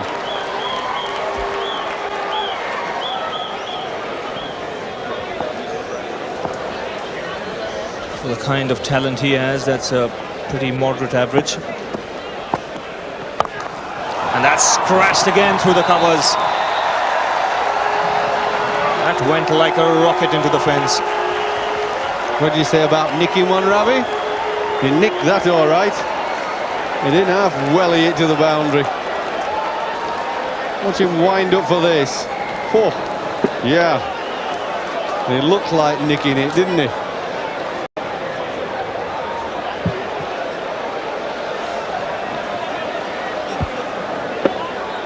Really climbed into that one, Brian Lara. It's moved on to 20 now. Like Tendulkar when India were batting, he's taking toll of anything that's loose. And again, and 4 more. Same result. Another one nicked for 4. Yeah, I think he likes Mr. Ganesh bowling out there. You see how important it is. You've got to be on your toes all your time in a game like this. Runs are priceless. A lower scoring game.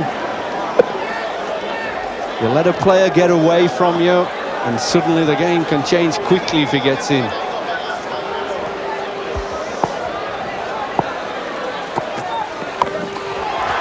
And pulled away this time on the onside. Dravid gets his hands to it, but Lara will still pick up a couple. So suddenly, after a tight period, 10 runs coming. Just the kind of responsibility that a great player like Lara needs on his shoulders at this moment to get his team out of trouble. Play a winning hand here. Well, so far he's done the right things. He's moved to 26. He's not wasted the opportunity of punishing a bad ball. And that is a very good run. Carl Hooper saw the opportunity, came through for it. It was no more than 2 or 3 feet away. Lara was prepared just to stay there, and Hooper saw the opportunity and came for it. Yes, very alert of Carl Hooper, because even Mohammad Azharuddin would not have been able to stop that, even if he was in the covers. Very well run by Carl Hooper. Very crucial to keep the strike rotating, particularly if you have a left and right combination at the crease. Makes the task that much difficult for the bowlers, the captains.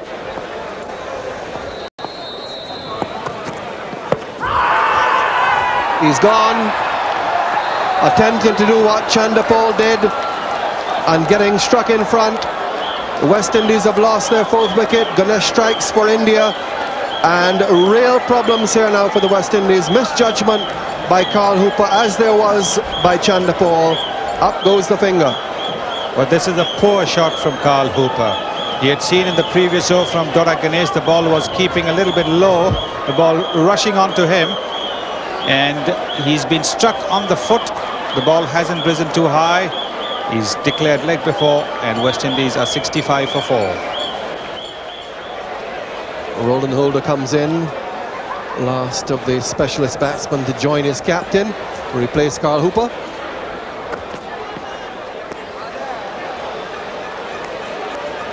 And that lead is only 44. And Dora Ganesh had got the ball to keep a little bit low, and this is a poor shot from Carl Hooper. On a pitch like this, you do not play across the line. Try and play as straight as possible. And that ball would have knocked the middle stump off.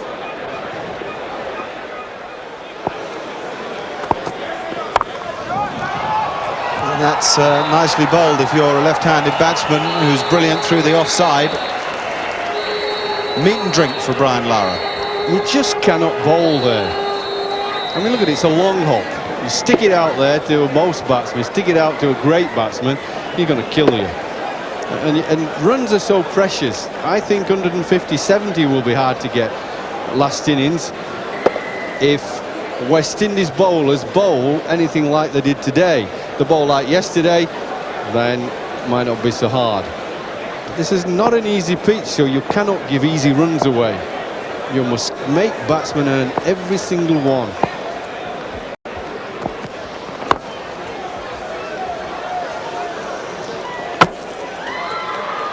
I think he's got a bit of a problem, Ganesh, who he's going to bowl to Brian Lara from over the wicket with just 2 fielders on the leg side. The problem is, as Geoffrey was saying, you can't give Brian Lara any width outside his off stump. Now you can pack the offside field, but mark my words, his placement and his power will defeat just about any offside field. You really want to be bowling very straight, and Glenn McGrath proved in Australia, if you come around the wicket and tuck Brian Lara up, you limit his natural ability to play on the offside, and you frustrate him into his less natural area, which is the leg side. Get him playing across the ball. And if you play across anything on this pitch, you're in trouble. That's a half volley on leg stump, and this time Roland Holder joins in the fun. They've got a problem here, India. Tendulkar doesn't have the backup that the West Indians do. I think what Tendulkar will have to do is keep swapping the bowlers around. Maybe going to have to take Ganesh off, give him a rest for a few overs, stick Prasad on, and just move him around a bit.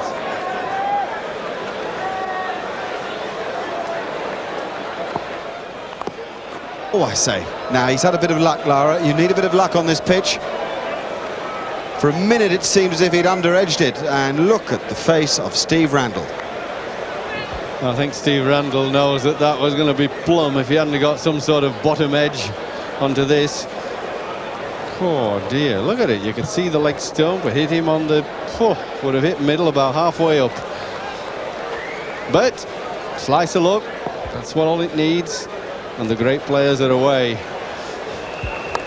In the air. Got him. Azharuddin's done it.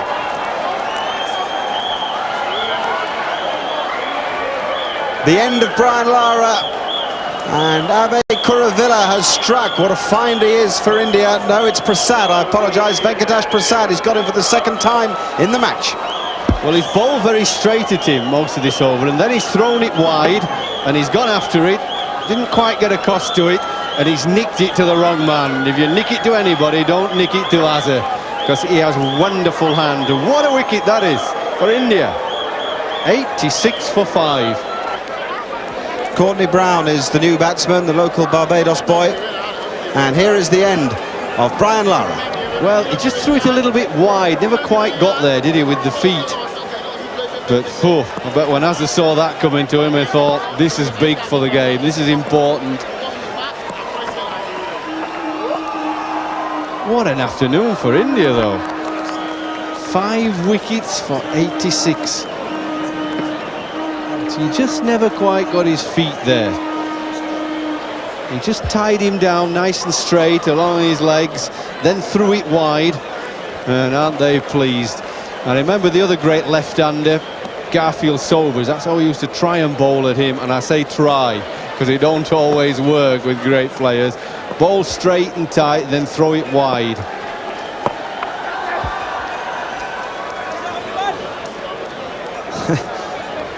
This is a cracker of a cricket match. Prasad had come on for his first over, and I got him all mixed up. There's a wonderful buzz around the ground here. It's 87 for 5.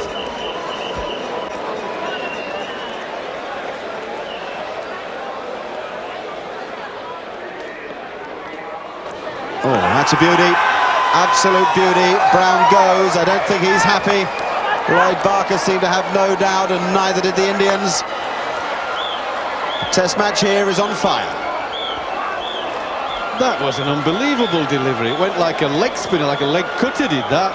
He's made everything basically going. It pitched, left the batsman. I don't think he nicked it. I think it was just a wonderful delivery. I'm not sure he nicked that. Went like a firecracker. It'll say he nicked it in tomorrow's paper. 87 for 6. don't imagine that Ian Bishop can believe he's coming to the crease with his bat in his hand. Look at this from Kuruvilla. Well, I don't think he nicked that.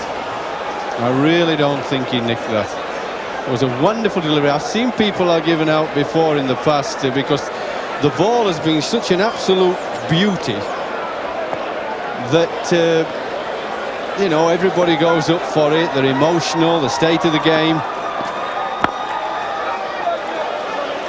Now we're all watching the ball and whether it hits the bat. The umpire might have gone on the fact that there was a noise. Did the bat hit the pad? Did the bat hit the boot?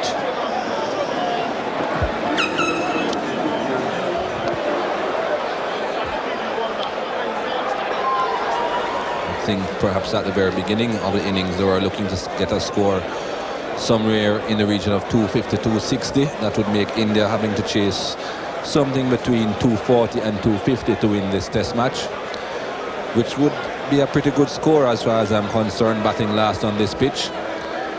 But with the lead right now of just 70 with 4 wickets in hand, that's a long way away.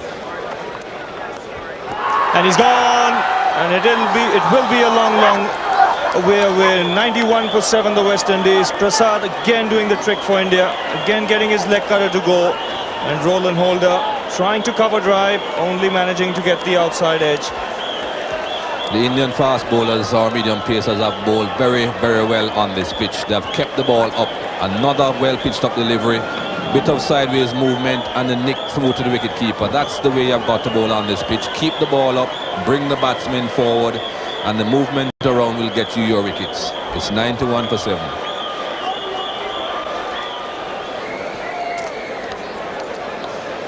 And out comes Kirtley Ambrose a lot earlier than he would have expected. And this is the reason why he's here. You can see the seam going down the wicket there. Very upright seam, and the ball hitting the seam. Once you get that ball to hit the seam, it's bound to do something. And that's the end result of that very good bowling by the Indian medium pacers. Ganesh, Kuruvilla and Prasad all doing a very good job for their team.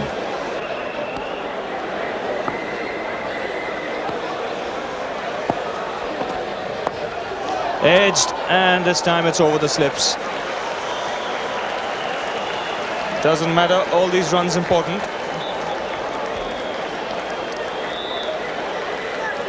Very important runs these for the West Indies. Every run matters, but look at this delivery again. Reasonably well pitched up delivery and movement of the seam and extra bounce. Very difficult even for top order batsman to handle, leave alone someone like Ian Bishop. But after that ball went to the fence, the two fast bowlers had a chat with each other in the middle of the wicket, Ambrose and Bishop. They must be telling themselves there that let's try and get some total to bowl at. This match isn't yet over.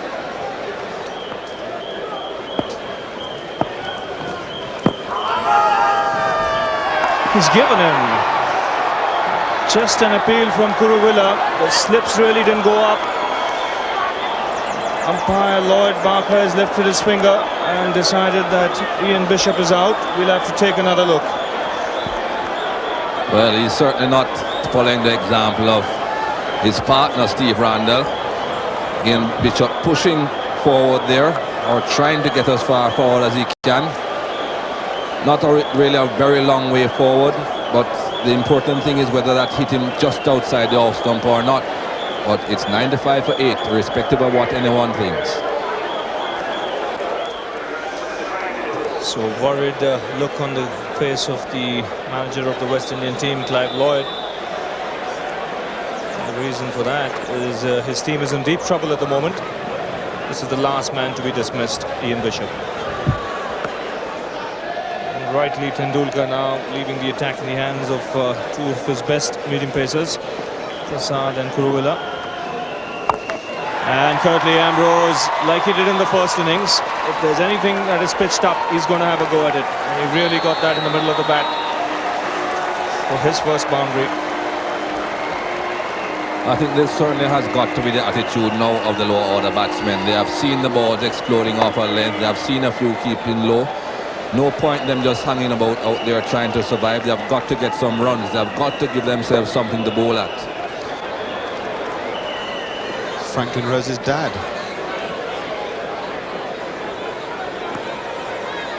Oh no, brother. Sister, sister, sister, brother. In the air, high in the air. Ganguly safely caught, and finally Rose's tactic of a sort of scythe has failed him. That's a tame dismissal.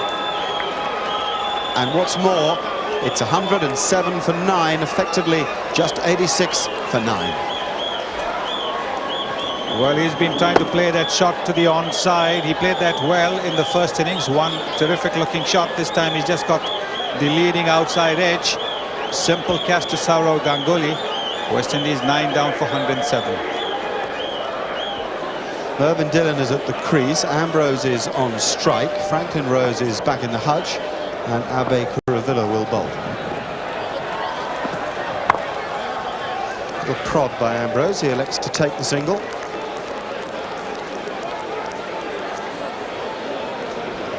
Tendulkar's tactics working of keeping the fielders halfway, because this turned out to be a simple catch for Sourav Ganguly. If he had been in a run-saving position, he still would have been able to go because the ball was high up in the air. But at the end of the day, the tactics have worked for Sachin Tendulkar.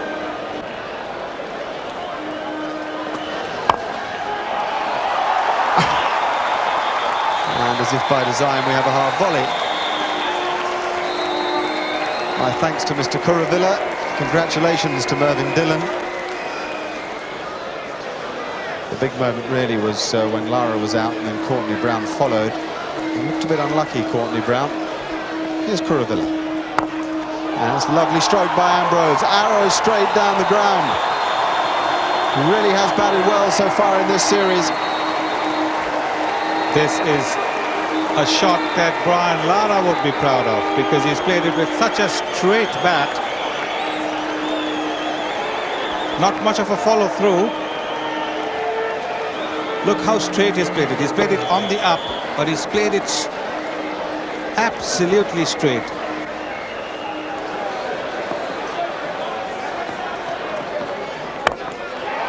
Oh, it's chance and missed. It was hit very hard by Ambrose, and it's never easy. The bowler's coming down to his left side, which is his weaker side. Just surprised him, that's all. He's hitting it very hard. He's middled it, all right.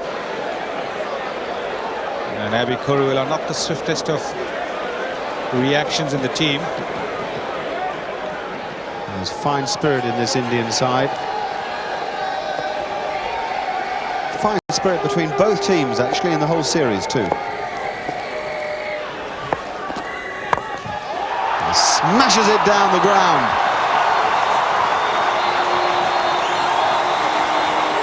That's set him alight here at the Kensington Oval. It's 128 for 9. Look at this for a stroke.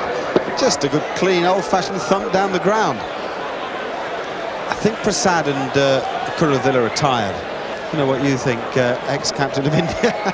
he's not tired at all. He's just warming up.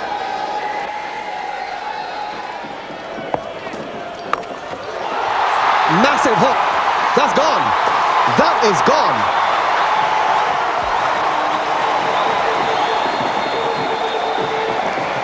Well, it's a massive blow,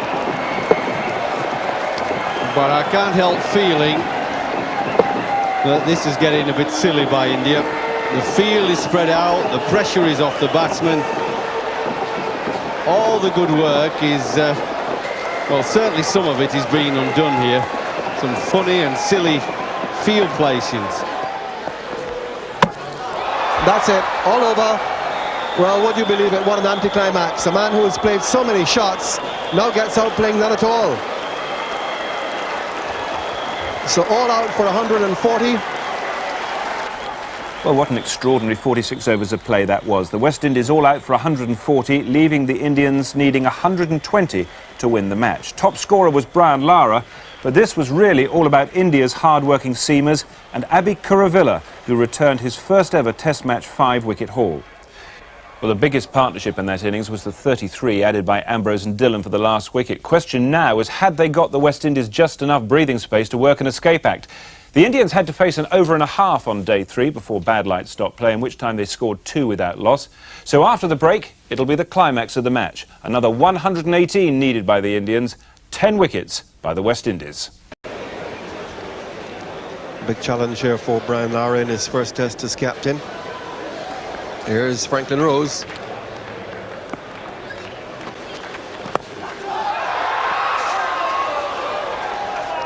The batsman will be very circumspect, a little bit unsure. The hardest thing to make yourself do on these sort of pitches, where the ball jags around, jumps at you, uneven bounce, is to make yourself be positive. And I don't mean necessarily positive in hitting 4 balls, positive in everything you do, whether it's defending, front foot, back foot. Oh, how do you play that? How do you play that? That's out. You have no chance of playing that. That's what I say about this pitch, it's a killer. Well, they struck exactly what they wanted, West Indies. And it's a big wicket. Well, Ball, Franklin Rose are pitching it up, but very difficult to play that, almost impossible. Little cuckoo catch at third slip. Oh, 3 for 1. Dream start for West Indies there, 1 for 1 this morning.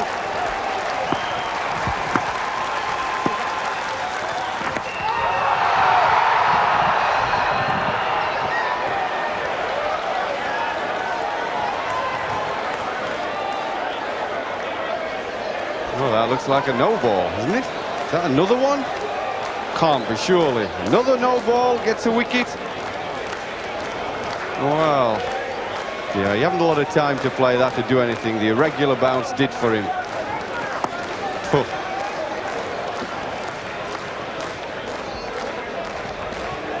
That looks a no ball to me. I don't know about you, Tony.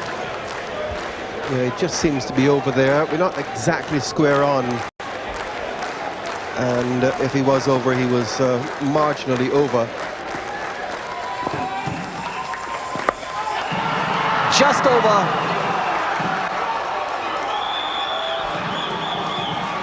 Hooper not being able to get around. And they'll pick up 3 for it. Well, the luck certainly is running with Latchman. Just over his head. Delivery similar to the one which got Sidhu. Yes, I don't think that lifted quite as much as Sidhu's. He didn't play it quite as well, but he got a big slice of luck, did young Laxman. Oh, it's out. Really well bowled by Rose. Right in the slot. And again, I think glove rather than edge of bat. But Rose is the danger man this morning. Yes, he is. And Rahul Dravid, when he looks at the replay, will say to himself that maybe, just maybe he could have dropped his wrists. But this is a very difficult wicket to bat on. It can get the best of batsmen out. Batsmen with good technique can be got out. Rahul Dravid is one such. He's out for 2. India 16 for 2. Well, the match may well hinge around this man, Sachin Tendulkar, the 23-year-old captain of India. 51 Test matches already, 92 in the first innings, and the player with the most natural quality in the world game, with the possible exception of his opposing captain in this match. He's at the crease because Rahul Dravid got a snorting delivery. Here comes Ambrose. 4. What a super shot that is from Latchman.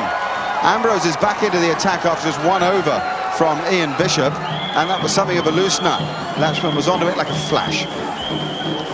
Well, that certainly has taken the pressure off, because India have just lost the wicket of one of their most accomplished batsmen, Rahul Dravid.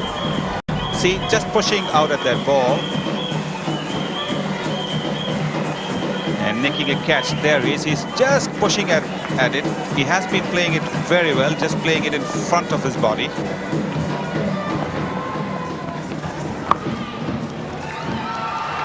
There'll be a couple here for Latchman. Nicely played too. Yes, his feet are certainly moving a lot more confidently now.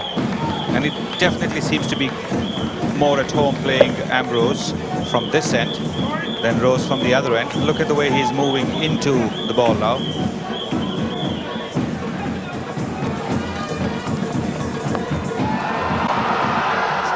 It's 4 more. Interesting approach by Latchman and a good one, I think. Ambrose switching to around the wicket, slams in the bouncer.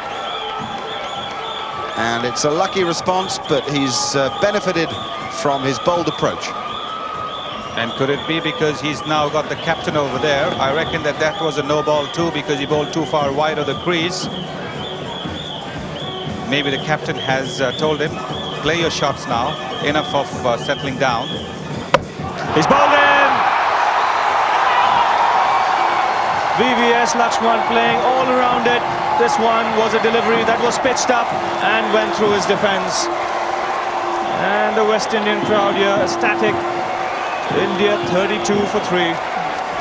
This is exactly what the West Indies want. A man that's going to pitch the ball up and keep it up. That's what Franklin Rose has been doing, and he has gotten the rewards. 3 wickets to Franklin Rose, 3 wickets to West Indies. India now 32 for 3.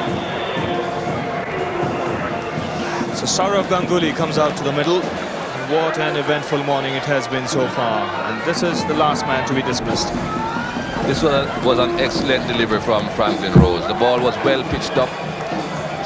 The angle at which he delivers the ball, Franklin Rose, it seems as if it's coming into the right hand all the time. It pitched in line with off stump, straightened and hit off stump. Excellent delivery.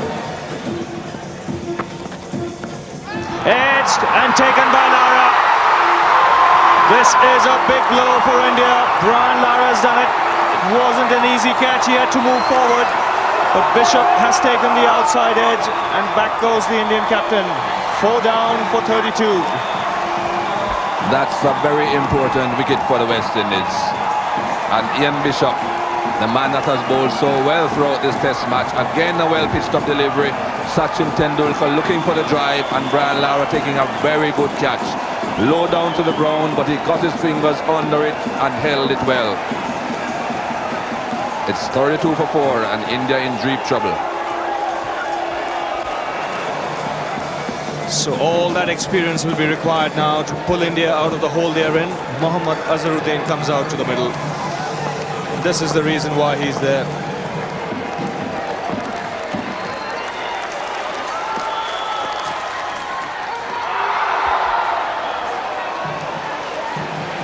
We're talking about keeping the ball up on this pitch. That's what the Indian medium pacers did, and that's what Ian Bishop is doing at the moment. Right up to the bat, Sachin Tendulkar looking for the drive, and there's enough movement there to help the seam bowlers. Very upright seam and a very good catch by Brian Lara. That ball was dying on him. He had to get down, he did that and held on.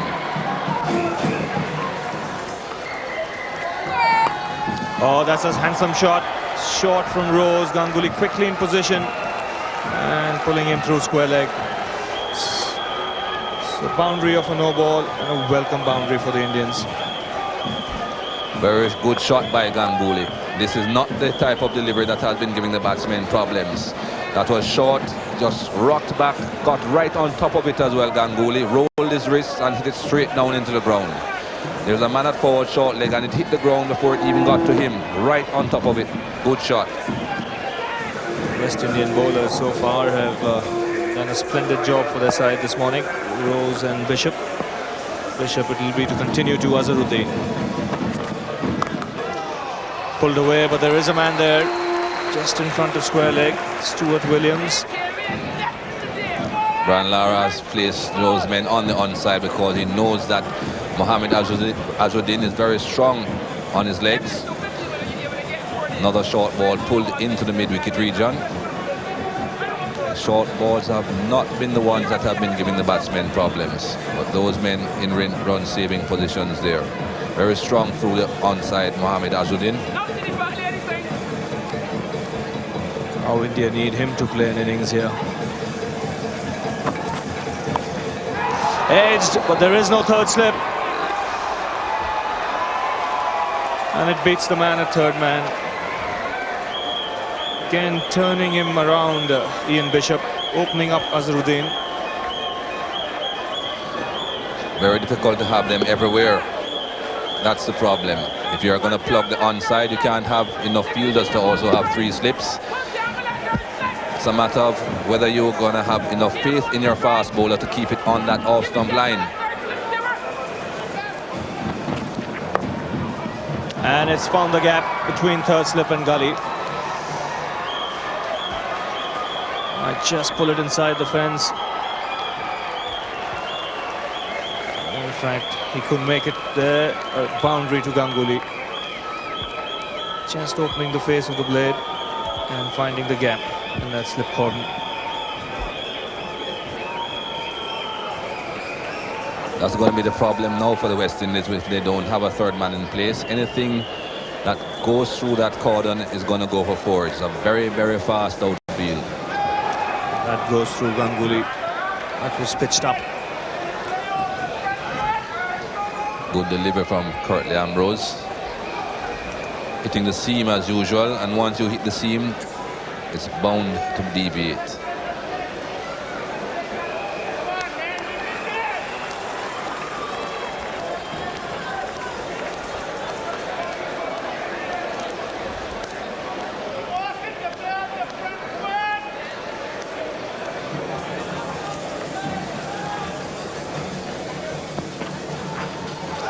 That's a beautiful delivery. Very little Ganguly could do. Did well to get out of the way of that one. Just dropping his wrists. Good reaction by Ganguly. When he saw that ball bouncing, he just dropped his wrist, turned the face of the bat, made the face of the bat less of a target. Could almost say allowed it to go through, but you need a bit of luck with deliveries like that as well. He's bowled in. This time he's beaten the outside edge and found the off stump. So the tall man has struck. He looked good in this over and he's been rewarded.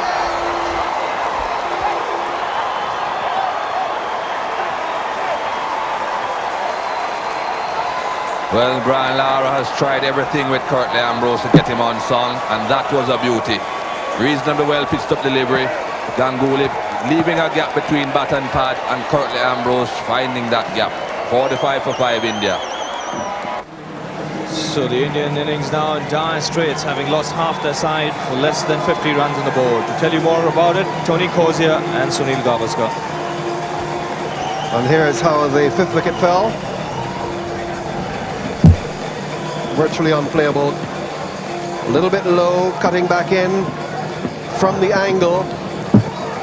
The off stump gone, clatter of stumps, which gladdens the heart of any fast bowler and would have gladdened the hearts of those here at Kensington and those West Indian supporters watching and listening.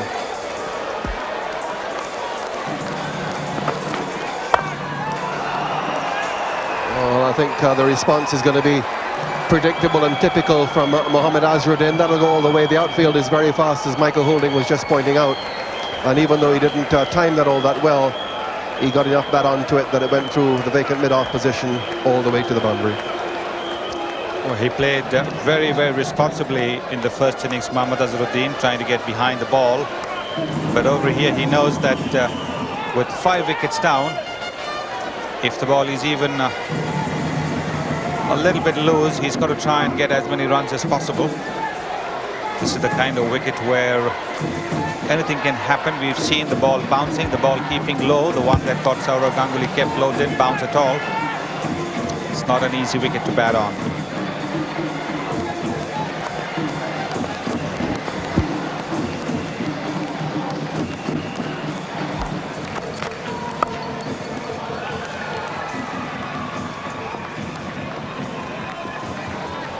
So 50 is on the board for India, but they've lost half their side.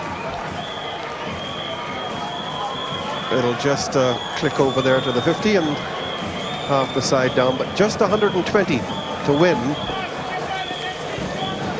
So you'll say that the West Indies perhaps barely have the initiative here, but that's not a big target by any means.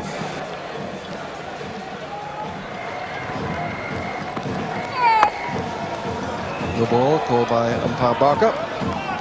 So we've now had 6. He is really charging in from this end, Curtly Ambrose. Getting just a little bit excited, trying to get an extra yard or two of pace. He's not going to be easy to get away for Mohammad Azharuddin.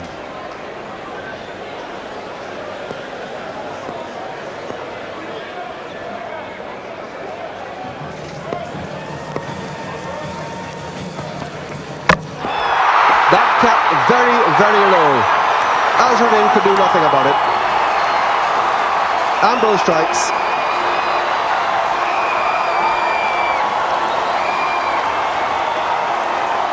What can any batsman do? All this while the ball's been coming at your face, and now the ball scoots around your ankles. Mohammad Azharuddin, like Saurav Ganguly, completely foxed by the pitch. India have lost their 6th wicket for 51.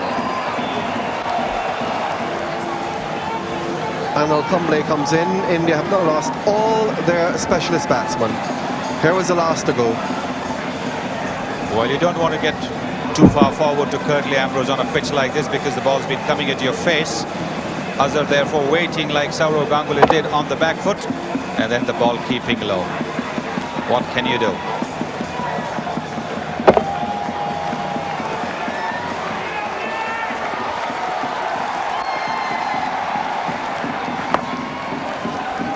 Another no ball, so we've had 7. Second in the over.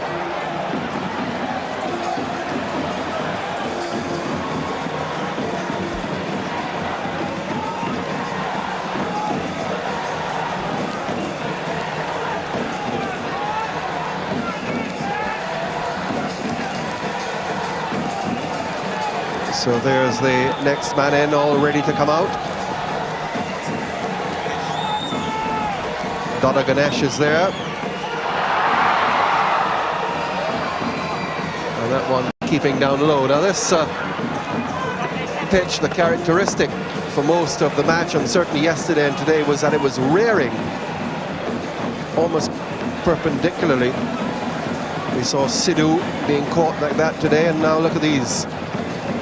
Keeping down low, the one to Azharuddin as well, the one to Ganguly, not even carrying through to Brown. 57 for 6, here's Bishop.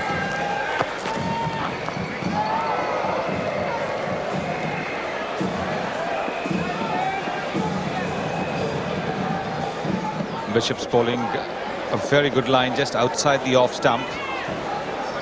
Perhaps too good a delivery for Anil Kumble, but Anil Kumble is a pretty player and he's going to hang in there.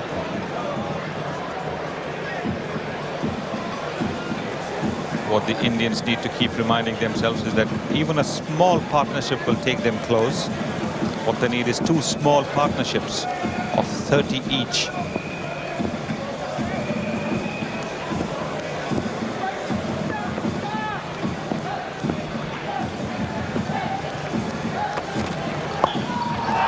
In the air, Holder's waiting for it. That's it.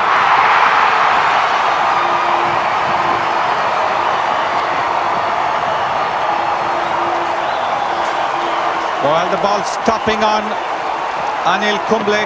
Kumble trying to work it to the leg side. This is that kind of a pitch. Ball not quite coming on. Ball bouncing. Ball keeping low. Not too many batsmen would have flourished on this pitch, I can tell you that. Anil Kumble is a lower order batsman trying to turn it to leg. The bat turning in his hand. And that outside edge going as a simple catch to Roland Holder at square leg. India in deep trouble. 7 down for 57.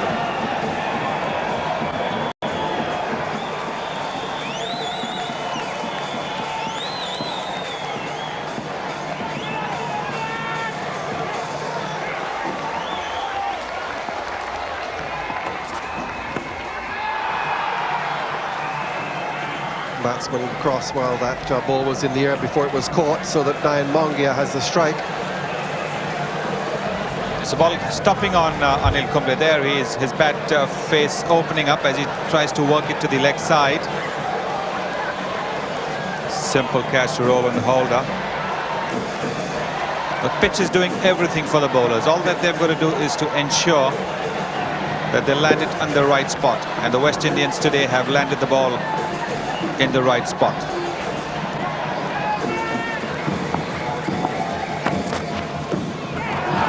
Oh, that's gone through him. There's a loud shout for catch behind, but Bishop walks back, started to appeal and then just turned around and went back without really appealing to Steve Randall. I think this one came in and went between bat and pad, perhaps just brushing the pad on the way through. That was probably the sound that both Courtney Brown and Ian Bishop heard.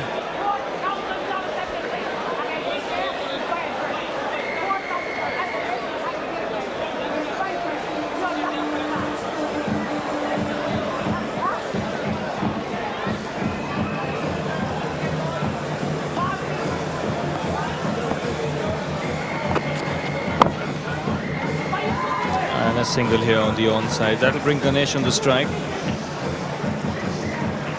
He looked pretty organized in the first innings when he came to bat at number 11. Number 10 rather. He's got a promotion now. He's come ahead of Kuruvilla because of that performance.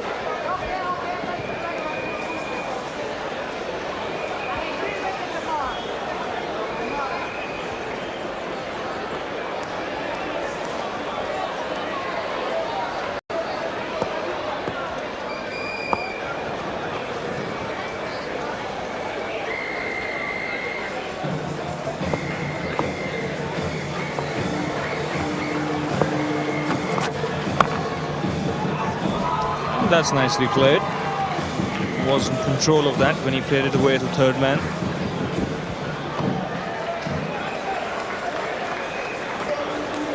No problems at all with deliveries like that. Short outside the off stump. He's bowled him here, leaving that one that came back and just kissed the off stump on the way. So the West Indians striking after lunch, getting the important wicket of the Indian wicketkeeper. Nayan Mungia had been trying not to play at anything too wide of the off stump, but this one was much too close to leave. Perhaps he was thinking that not only the line that he was leaving, he was hoping perhaps it would bounce a bit. Came through at a normal height, just clipping the top of the off stump. 66 for 8. So Abhi Kuruvilla comes out to the middle at the fall of Nayan Mongia's wicket. An error of judgment here by Mongia, just leaving that one, thinking it would bounce over the off stump or just miss it. Unfortunately for him, it just came back a bit, just kissed that off stump. See the bail falling off there, and that brought about his dismissal. So India now in dire straits, 66 for 8.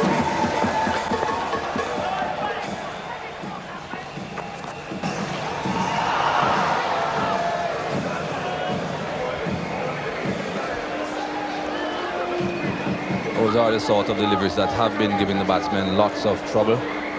Beautiful delivery. Right up to the bat and just a bit of sideways movement off the seam.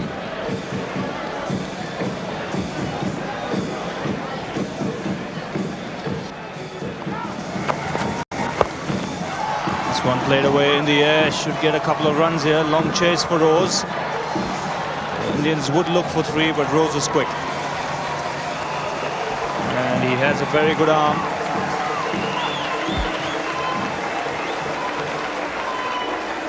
Lots of room on that onside. Rose had lots of ground to cover.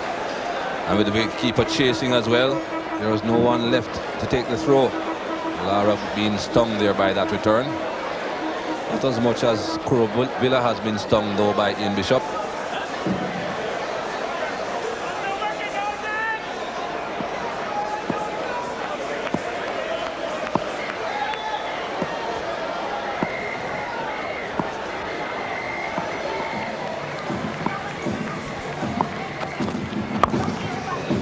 And this is nicely played by Kuruvilla again. Tempted Yorker, well dug out. And good aggressive running here by the Indians. And because of that direct hit and the ball ricocheting away from the fielder, they could complete the third run. 75 for 8. First target would be to take it 10 runs at a time, reach 80 first, then 90.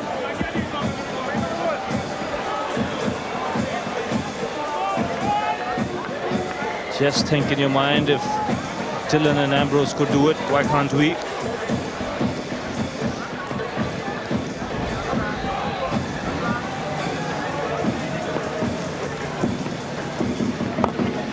It's in the air and just eluding quickly Ambrose.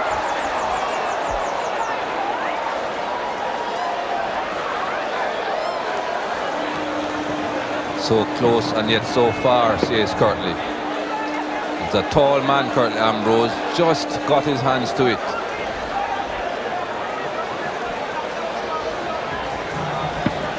Again, Kuruvilla pushing at that ball that was short.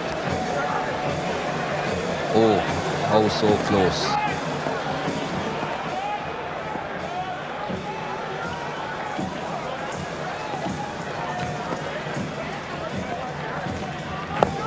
This time that's in the air and will be out. Roland Holder is the catcher. Curtly Ambrose doesn't usually take wickets like that. He has on this occasion, and the crowd have loved it as a mini invasion. I think that's too good for the game. Well, Kuruvilla got away with a similar shot a couple of deliveries earlier. This time he hasn't.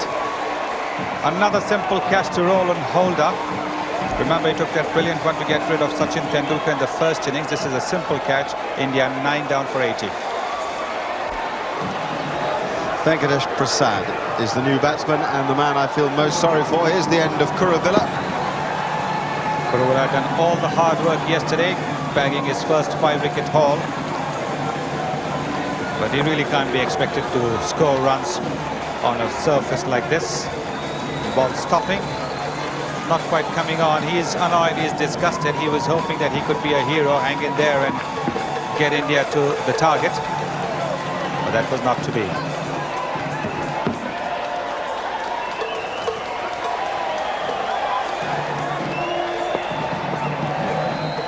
Here comes Ian Bishop to Doda Ganesh. Peals from the crowd, not from the players. And the still passive face of Malcolm Marshall. I wonder if that'll change to a grin if the West Indies tie things up here. Police are having to hold back sections of the crowd who want to burst onto the field of play. Marvellous atmosphere here in Barbados.